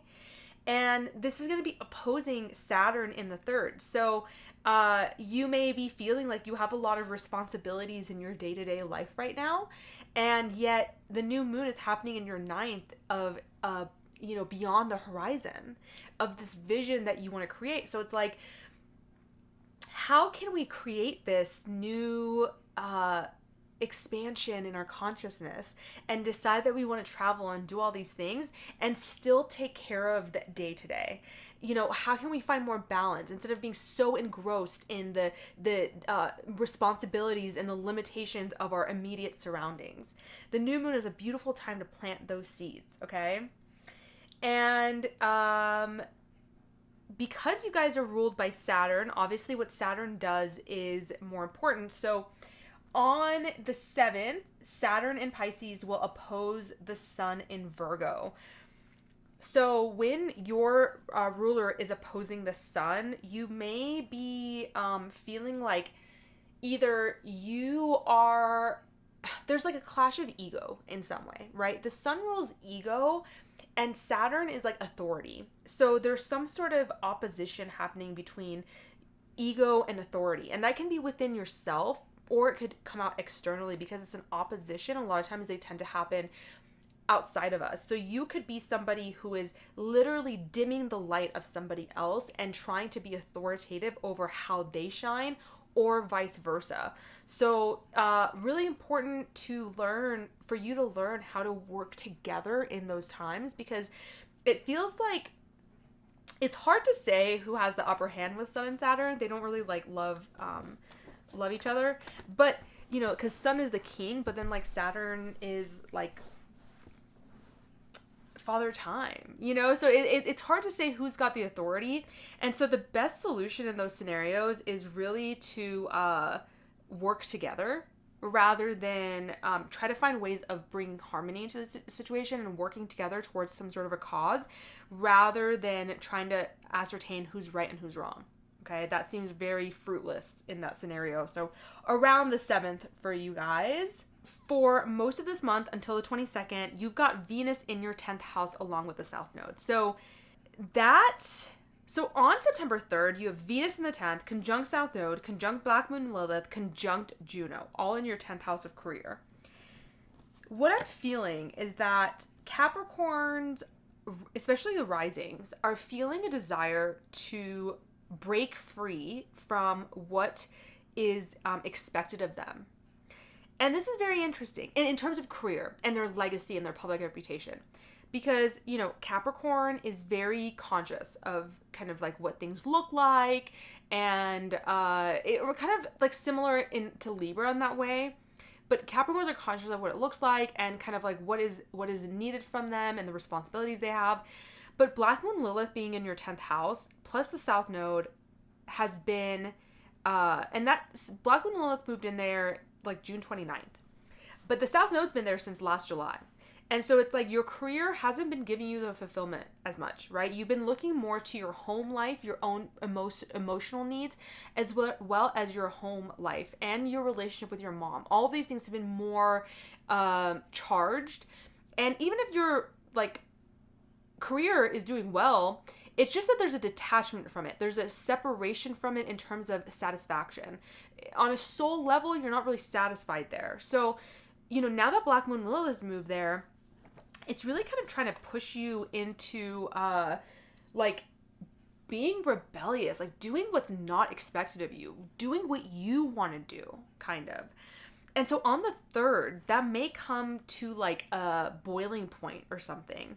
And don't worry, because at the end of the month, Mercury will conjunct the South Node at the same degree. And so while the Venus South Node conjunction happens in the beginning of the month, it'll come back up at the end of the month to be spoken about, or, you know, it'll just come back up in your thoughts. On the 15th, Venus from your 10th house will trine Jupiter in your 6th. This is beautiful for work, okay? Beautiful for work, establishing a new routine for your health, good for money, if you're wanting to ask for a raise, if you're wanting to ask for a new role, if you're wanting to ask for, when we're talking about like asking for a raise, I don't know if it's just a field that I'm in, like, which is healthcare, but most people I know, they can't ask for raises. Like, it's like already like a company thing that, you know, they give you a raise when they feel like it. I don't know. But if you're in a position where you can, that would be a great day on the 15th. Then the 17th, we have a partial lunar eclipse in Pisces, which for you guys is happening in your 3rd house. So what was started in March, specifically March 10th of this year, regarding your immediate surroundings, around your communication, around your thoughts, around your relationship with your neighbors, siblings, cousins, your immediate, like Adam Ellenbaugh says, you know, you're like a fishbowl that you live in, right? Like you're the fish in the fishbowl, in that immediate surroundings. What was started then that is coming to a culmination. Relationships with your siblings, cousins, neighbors may also come to some sort of like a blowout or a peak of something maybe illuminated within that you need to know going forward. And eclipses are full moons and they bring a sense of fate, right? So we just have to sit back and see kind of where we are at with what is happening, right? This one in particular is a preview into what the eclipses will look like for the next 18 months, starting in January, when the nodes actually move into Virgo and Pisces, because they're not quite there yet. So this one feels like kind of like a preview that we're getting. On the 22nd, Sun enters Libra, which means that it's going to be in your 10th house. The 26th, Mercury enters Libra. So really the end of the month becomes a lot about career, public reputation, legacy. There's a lot of emphasis on that. And I think right now, with all this stuff happening in Virgo, you're getting really clear about your belief system, so that when you move into the career house, you're taking these belief systems, this spirituality and this philosophy there with you. Okay. Now let's kind of bring in the and at the end of the month, you have a Mercury Cazimi in that house, in your career house. You might be getting clarity on how you want to move forward in your 10th house stuff. You might have a moment of understanding about something, or seeing something about the career fields you're in, where you want to go, what you're doing out in the public world. So yeah, watch out for that. Now, this month, like I said, I got for you guys the Two of Wands. So there's this decision that has to be made, and the Hermit, right? So the Hermit is about introspection. It's about solitude. It generally comes about when we're at a position in our lives when we have to make a directional change. And so we have to retreat in order to figure out what we are going to do. We need to turn inwards towards inner guidance, right? You can also seek like a spiritual mentor during this time, which I said in the collective tarot reading that I did in my first part of the video as well, that a lot of people will be looking to someone of authority, some sort of a guide to help them make the decisions that they're wanting to make. For you, this is kind of what I just said about taking the 9th house stuff into the 10th house. You guys are wanting to make a decision that is more broad-minded in nature. Having a vision of where you want your life to be and where to go, and make a decision from there rather than from outdated patterns. And I think, and this is a card of planning, right? So we're not ready to implement the new change. We're not ready to, implement the new direction, but we are in a place where we can plan it now. I did ask, what exactly is this introspection, solitude to make an important decision? What is this decision kind of about? And I got the High Priestess, which is, this is to me the most mysterious card in the tarot. It's the one that we can project the most upon, because it is the card of the unconscious. And so obviously where there is unconscious, there is projection. And so this is a card of intuition. It's mystery. And so what you guys are getting internally, going internal and introspecting and having solitude to make an important decision, is to learn to actually freaking trust yourselves. Is to trust the intuition rather than doing what society tells you to do. Because like I said, Capricorn is very much duty. Okay, this is my duty. This is my responsibility. This is what I am told by society to do, right? Especially because we've had Pluto and Capricorn for 15, 16 years now. The power has been in that. And yet now we are starting to see that kind of break down, which is really interesting. But this is the way you do things. You do it like this, and you're supposed to do it like this. And so that is not just breaking down collectively, it is also breaking down in you. And you are understanding that you are actually quite an intuitive person. And there is a part of you that is softer. There is a part of you that is less about responsibility and more about listening to your 7th house Cancer intuition, right? And Mars is going to be there. Ooh, that's cool. So, obviously Mars entering your 7th could have some issues with a partner or relational stuff, but also it's a reminder of you that the 7th house exists within you. The 7th house of Cancer, emotions, intuition, and listening to that, okay? Now, the advice that I got for you guys was the 10 of Pentacles. How amazing. This is financial abundance, okay? This is also a feeling of abundance. This is also a time of feeling like you're surrounded by family and feeling like things are feeling good, and you've reached this point in your life where there's like completion. You've achieved some major goal, and generally it has to do with the material realm. So whether that's relationships, family, money, or career. But then it's also signaling to me like, yes, abundance, and feeling so accomplished in that. And also remembering, though, that this is a 10. There is a completion that's happening here, And so this kind of is like, once again, what new direction are we going in? Because this is like, you've achieved it. Good job. Now what? Right? Interestingly enough, okay? as I was just about to start, you saw me in the beginning of the video, this was the bottom of the deck, and I felt drawn to it. Because, you know, when I got these cards originally, the 4 cards originally, I was like, oh my god, this is great. Like, and then when I saw this at the bottom of the deck, I was like, there are some Capricorns out there, especially rising, who are, there's some emotional pain around. I want you guys to see this. A lot of times I edit these parts out because I'm like, who wants to see me just like, you know? But I also want you to recognize that that's my process, right? Like sometimes things are just like really fast.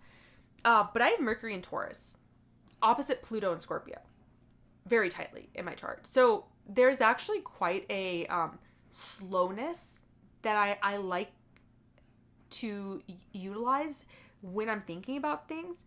And I've always been kind of like self-conscious about it because I'm like, oh, people just want to know like what's going on, you know, like there's a lot of tarot card readers or even like astrologers who are like blah, blah, blah, blah, and I'm like, like sometimes I get like on a roll, but a lot of times it's like I'm just like, wait, what? How does this relate? And there's like things computing, you know? And then other times I'm looking at it and I'm like, I don't freaking know. So, but this is just very interesting because it feels like very antithetical to the rest of the cards that I got. And this 5 of Pentacles is about, or I'm sorry, 5 of Cups is about feeling like really disappointed. And because it's Cups, it's on an emotional level. And it a lot of times makes me feel like you're focusing on the negatives of a situation. Okay, so maybe, hold on. So maybe you're thinking of a negatives of a situation because you're not getting the satisfaction from something that you thought you would.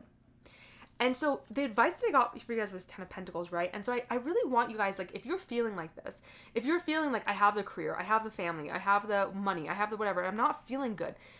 And you're looking at the spilt, you know, what you've missed out on instead, you know? But then there's 2 cups behind you that you're not seeing. And so, like, tapping into this energy, which is abundance, which is gratitude, and recognizing how far you've come. And yes, it has not been perfect. Yes, there's been, I just heard that, like, you get this realization that you've been living your life in a way that you didn't want to live it. And you were just kind of like really just not even thinking about it. And then now you get this realization that you're like, wait, this isn't what I want at all. And so it's hard to not like cry over spilt milk. Like you're like, I've been living this whole life and I've missed out on so much. So here's the thing is like every I always mess this quote up. It's one of my favorite quotes. Every passing minute is a chance to turn it all around. It's from Vanilla Sky. And that's what this feels like to me. Like if you're feeling sad about, you know, decisions that you've made, feel the gratitude and recognize that you can pivot. Okay? All right. Listen to my my first collective, the first part of this video. I feel like you guys really need to hear that. I talk about Pivot, this book that I read called Pivot. Okay. Anyway, I feel like that was really long. Capricorns, let me know how this resonates. Feel free to like and subscribe. Comment down below how you feel. I'll see you guys next time.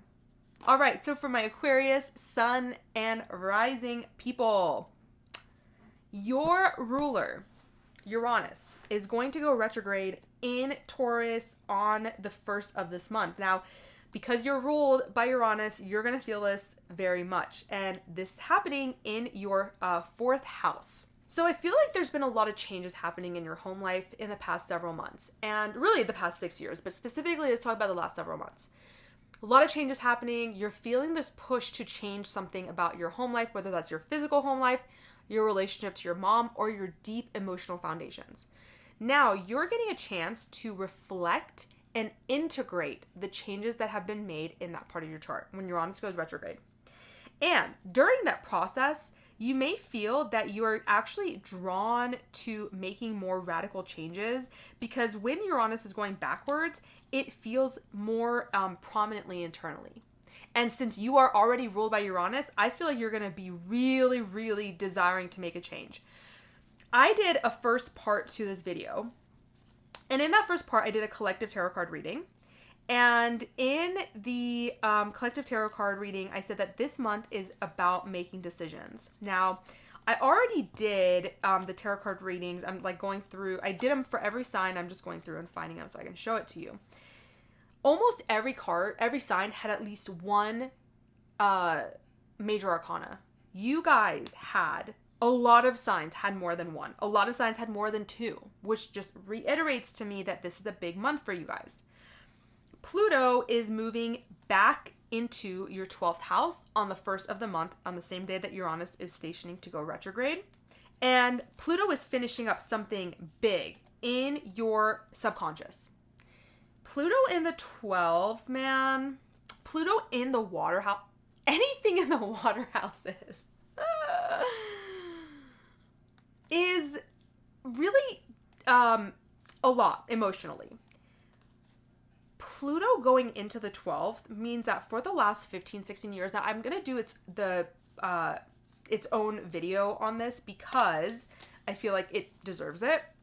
But Pluto going back into your 12th is very much that the deaths and rebirths that have transformed the last 15 years in your life on the deepest level have been in your subconscious, have been in mental institutions, prisons, hospitals. They've been overseas. They've been within your own subconscious beliefs. And that can have been because the 12th house is the house of endings. So like on a soul level, Aquariuses, especially Aquarius risings, have been ending a major life cycle. Now, since March of 2023, Pluto has been going back and forth from your 1st to your 12th. November 19th is going to move forward in your 1st house for 20 years. The power becomes in your traits. It is necessary for you to clear out what needs to clear out in your subconscious, in the collective conscious of Capricorn. It is vital to not just you, but to humanity, okay? Sorry to put pressure on you, but Pluto's pressure, okay? That's literally the extent of the pressure that you guys may be feeling, which is why you're probably feeling so, that's why I'm probably getting these major arcanas for you. So for this month, I got the Hierophant and I got the Magician. The Magician's like the most amazing card to get because it means this is alchemy. You can create what you want in this month. And because this month is about decisions, the fact that you have this support, you can create whatever you want. And so, holy crap, that is powerful. And it can also be intimidating, right? Because it's like, well, what do I create? We'll get a little bit more clarity on that though. So don't be too worried about that yet. Okay, let's talk about some other stuff. On the 2nd, you have a new moon in Virgo in your 8th house. So beautiful time to set an intention, plant some seeds around shared resources, around intimacy with another, around desiring to dig into your psyche, you know, understanding your psychology, getting into more occult things.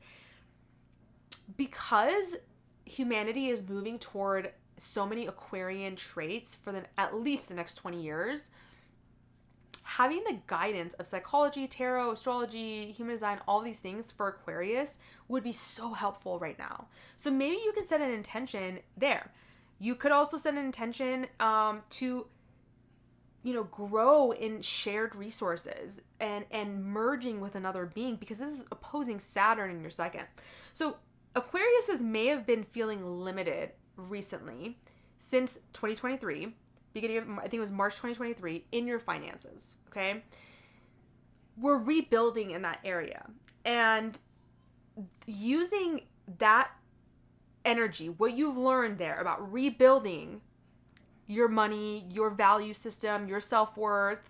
Self-worth could have been low with Saturn in the 2nd house. Using that energy, though, what you've learned with Saturn so far in that part of your chart, to plant these new seeds in your 8th house of of shared resources, of shared finances, of you know, merging with your partners and how you emotionally are connected to partners. Because if you have been changing in your own sets of values, then you are also changing in how you are intimate with another being, right? On September 4th, Mars enters Cancer in your 6th house. Mars in Cancer in itself is in its fall. So Mars doesn't love being in Cancer. And entering your 6th house, though, is good because Mars is a malefic planet moving into a Dhisthana house, a more malefic house of the 6th house.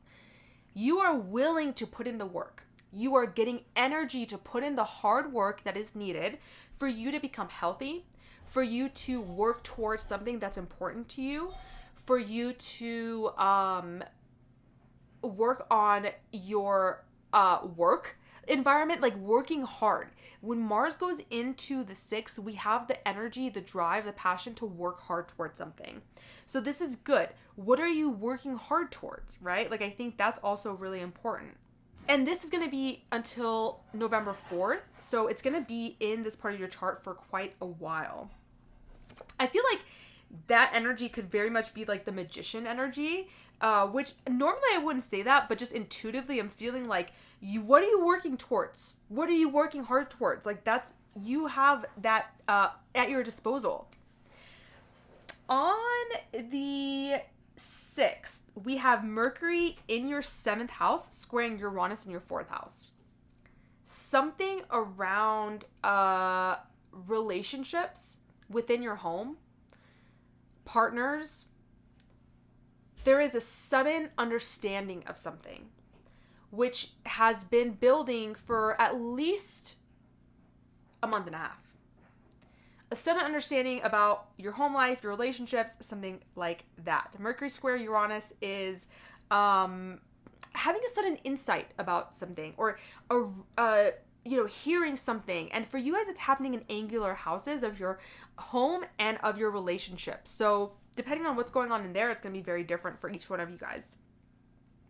On the 17th, you have a partial lunar full moon eclipse in your 2nd house of Pisces. So March 10th, we had a new moon in Pisces. What seeds were planted there? What was going on in your job, your income, your self-worth, what you value in life, your resources? It's coming to a culmination, or you're going to be illuminated about something happening that happened at that time, okay? With eclipses, we really just have to let things happen. Let the chips fall where they may, right? Because we don't have a lot of control, and it's not a time to manifest or plant new seeds, right? Those are new moon activities. And even on a new moon solar eclipse, sometimes I don't, some people say it's fine, some people say it's not, whatever you want to do. But really for full moons, I think it's pretty apparent. We really are just reflecting, releasing, maybe responding from a place of centeredness. And for you guys, like I said, it's around money. On the 22nd, you'll have Sun entering your 9th house. On the same day, you'll have Venus in your 9th house, squaring Pluto in your 12th house. This is around a time where you will get some understanding on deep relational patterns that are coming from your subconscious, and why you have any issues that you have in relationships regarding power. You will understand that these are deeply outdated foundations. And this coming up may help you be able to finally release this, because Pluto will no longer be in your 12th house. And, Venus will never square Pluto in your 12th from the 9th house again in your lifetime. So there are belief systems we're working with here, deeply subconscious belief systems that are affecting power struggles in your relationships. If we backtrack just a little bit, on the 15th, you have Venus in your 9th house, trine Jupiter in your 5th house in Gemini. So that is actually super beautiful for you guys, because it's all an air sign. So everything's trining you, happening in your 9th and 5th house. Venus in the 9th means that it's, you may be desiring to expand your consciousness. You may be desiring to travel long distances. But Venus trine Jupiter brings positivity to your relationships. It brings optimism to your relationships. And for you guys, it's happening within your dating life and your philosophy in life, your creativity in life. These things are being so supportive right now. Now, let's talk a little bit more about your tarot. So like I said, you've got the Hierophant and the Magician. The Hierophant is a Taurus card. So I feel like this is talking about the Taurus stuff that's happening in your 4th house. This is a card of tradition. This is a card of, it also could be talking to your 9th house stuff, because this is like religion, things that have already kind of been built, traditionally structured things. And the Magician, ooh, I just got this. See, this is what I'm saying. Like, you guys are being tasked in the next 20 years with a front stage. Really, it's not even, you're not front stage, you're on the stage, okay? You're on the stage and you're being tasked with reinventing and re-alchemizing structured traditions that have already been there. And this is really like the move from Pluto and Capricorn of structures and tradition into Pluto and Aquarius. You guys are going to have a spotlight on you on how you're making these changes. It's going to be showcasing to other people how to make those type of changes. The power is within Aquarius. You know, this entire time I've been talking directly to this little circle where I know you guys are looking at. I am giving you guys a lot of attention. I've not done that for a single other sign. You can go look. I've been like, you know, yeah, I look here, but then I'm like, okay, yeah, let's do you. I can feel I'm sending you guys so much energy. Sorry if you're feeling my human design projector penetrating aura right now, okay? But that's just the energy that you guys are embodying right now. There's a lot of Plutonian energy coming to you guys soon. We need to clear things up in the subconscious first. The advice I got for you guys is justice. Now, this is a Libra card, and this is a card that comes up along with a lot of other cards when you have to make an important decision in your life. And what did the collective tarot card reading say? This is a time for important decisions. What this is showing me is that for you guys specifically, this decision is has a lot of long-term repercussions. Now, I don't want to scare you, okay? But I do want to get some more information about what this could be. This card is also having to do with the law, justice. So if there's something going on, if you're in some sort of lawsuit or, anything going on with that, you may be seeing culmination come from that. Also, this is a card of karma, action and effect, consequences. So if you've been acting with an integrity, then this means that, if you've been acting with an integrity and within your higher alignment, if you've been acting with an integrity and alignment, then justice will be served. And that's beautiful, right? Because then you're really getting something that you've worked really hard for. And if not, that's okay. If you have been not acting out of alignment or within alignment and something, consequence happens, all that is telling you is that you are at a point where you can change that right now. Okay. I want to see what is justice about for Aquarius?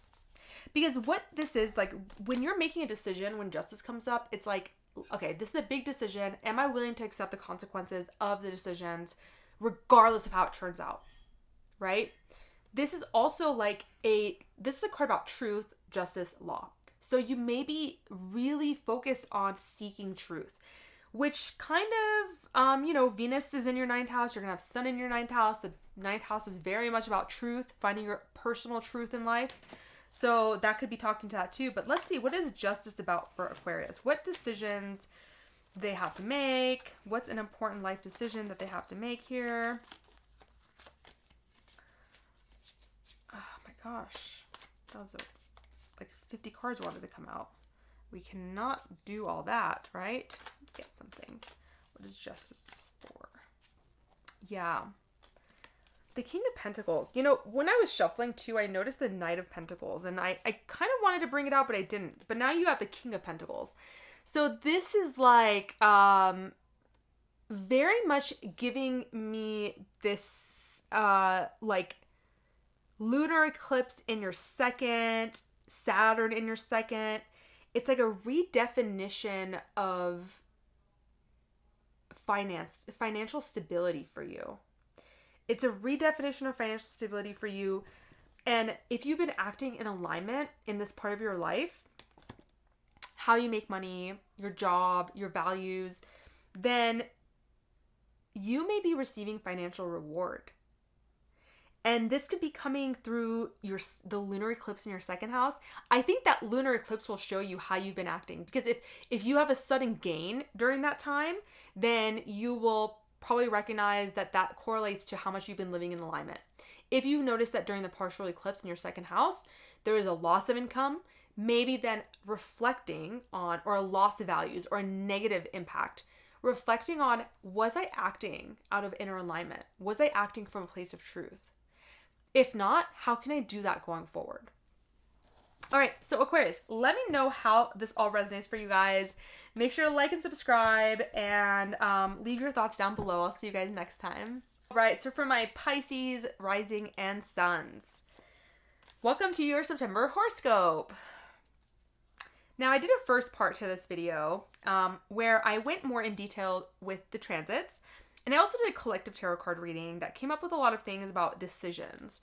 For you guys, a lot of this energy this month is in angular houses. You've got Gemini, or Jupiter and Gemini in your 10th house.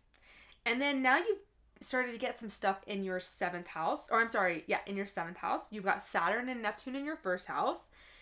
And yeah, do we have anything in your 4th house? No, we do not. But a lot of angular stuff happening for you. So that makes a difference. Now, first of the month, Pluto is going to be entering your 11th house, re-entering your 11th house. This is where it's been since 2008. So rebirth, death, transformation, unearthing, and renewing consistently the organizations you belong to and power struggles within them. Power struggles within friends, transformations within friends groups. You may have gone from hanging out with one friend group to a completely different friend group, and those changes when Pluto's there have impacted you deeply. So Pluto's going back in there for the last time in your life to finish something up. Now, what's interesting is for your guys's tarot card reading, I got the 10 of Pentacles and the 3 of Wands for this month, which I'll go into. But the advice card I got was the Star. And the Star is ruled by Aquarius, which is your 11th house. So maybe when Pluto is re-entering your 11th house, you're getting a renewed sense of hope, or you can tap into that. I think really what will keep you guys, as the advice card, will keep you guys on track this month is to channel this energy, which is renewed faith after difficult time.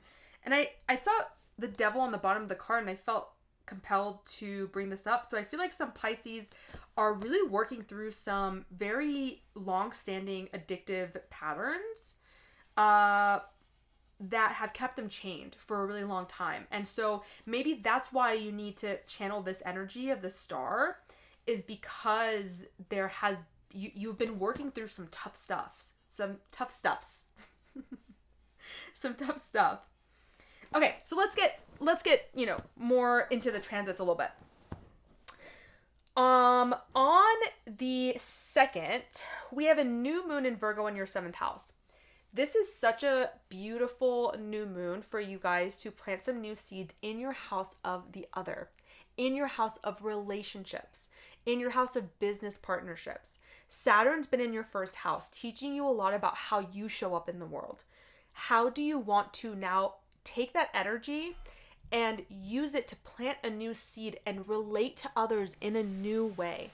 Okay, then on that same day, Mars will be squaring Neptune. So like in the first part of the video, I go more into this, but for you guys specifically, you may be feeling either low energy, much more low energy than normal, or feeling Like Mars squaring Neptune can have a lot of positive aspects. Like I said, I talk more about this in detail in the first part of the video, but for you guys specifically, it actually might kind of feel agitating because you're Neptunian and Mars is squaring this, and it's like almost like kind of this like deep irritability that's been building up and kind of like, you know, eroding. But because it's happening on the same day as a new moon, can we channel the higher version of that and make sure that whatever seeds we're planting in our relationship house are in alignment with our spiritual ideals? Because Neptune spiritualizes anything it touches. So when it's squaring the action planet of Mars, it's asking us to live up to a higher type of spiritual ideal in our actions. And it's happening on the same day as a new moon. So we get to kind of integrate all of that. A couple days later, on September 4th, Mars will enter your 5th house, which will bring a lot of your attention to fun, play, joy, entertainment. If you have children, it'll bring a lot of energy towards spending time with your children. This is a sign, or this is a house of self-expression as well. So you may be feeling like, you know, even though Mars doesn't love being in Cancer, for you guys, it's a fellow water sign. So you may feel like you're desiring to go out and have more fun right now. Maybe go on dates more. Maybe even if you're in a relationship, having more romance in your life. Like I said, spending more time with your children. This will last until November 4th. Now, you guys are also co-ruled by Jupiter. So on the 15th, Jupiter, which is currently in Gemini in your 4th house, will trine Venus in your 8th house. So for you guys, this is a beautiful time for everybody to bring some optimism in your relationships. Now, because Venus is in your 8th, this could be good for shared resources, maybe getting some support because Jupiter's in your 4th. So this would be a great time to like ask for like a loan or of some sort to help you in moving or in buying a house or something like that, like something within the home.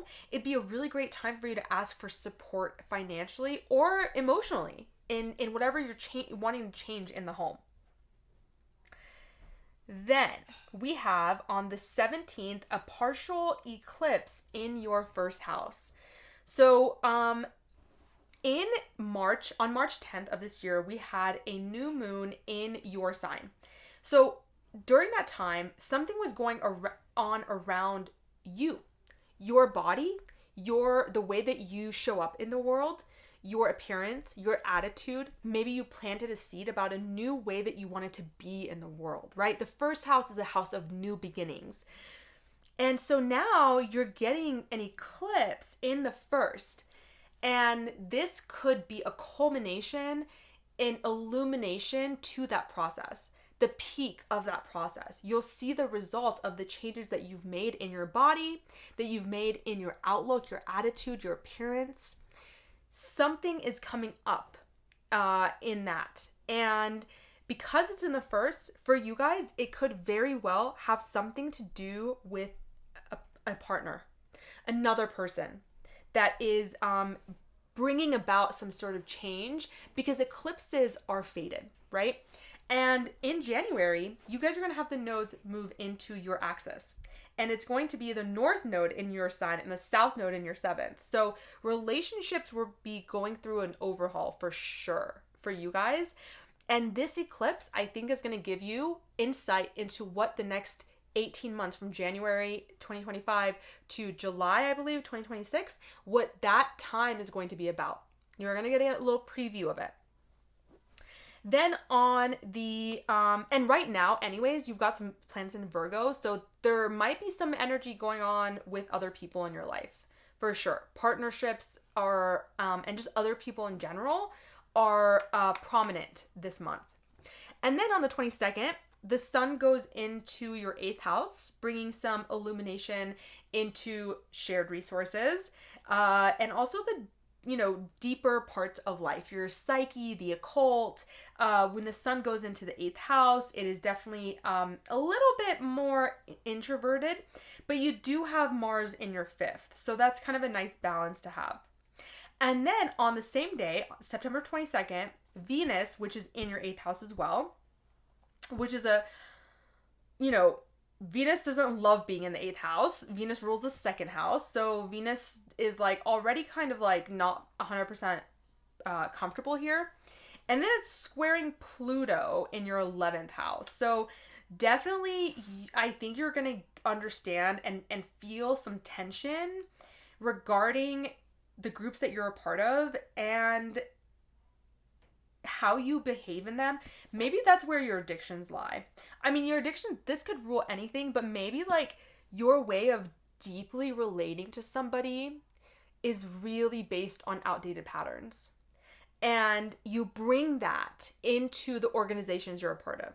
You bring that into your friend groups. You bring that into your vision for the future. And the 22nd is like gonna show you very clearly if you're doing that.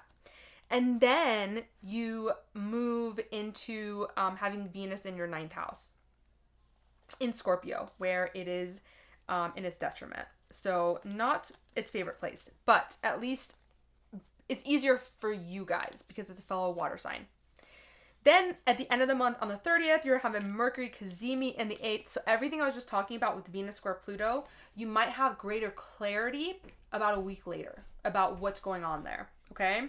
Because during that, on the 22nd, you may just feel the intensity of Venus square Pluto. Lots of tension and power struggles within partnerships and relating patterns. Now, for you guys this month is about the 10 of Pentacles and the 3 of Wands. The 3 of Wands could be that you are wanting to travel. You may be traveling during this time. That's very real.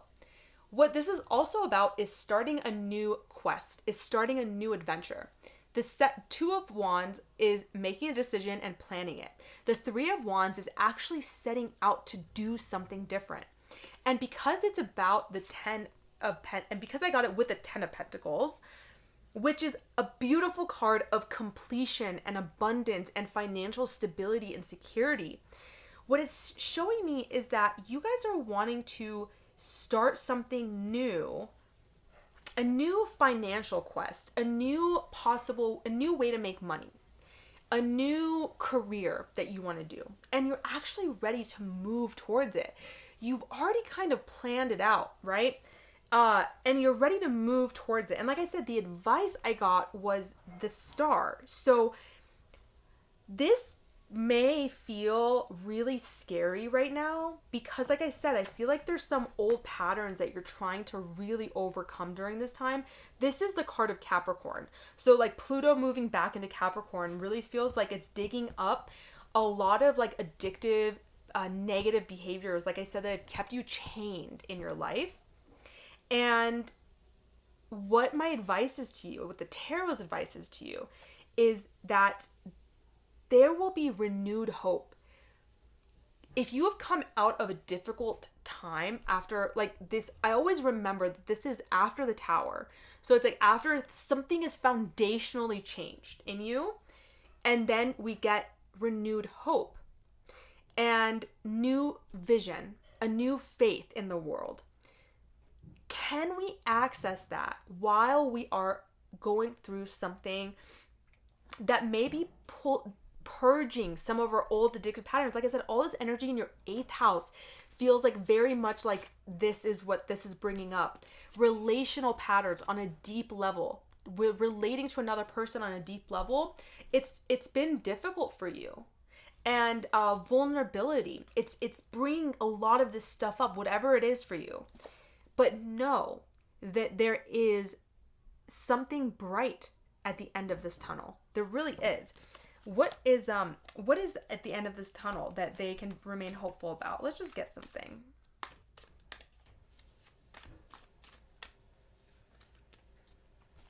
Yeah, see, this is what I'm saying. I feel like you guys are starting a new venture to make money. Either you're getting a job offer during this time, or you are having an idea about a new way to make money.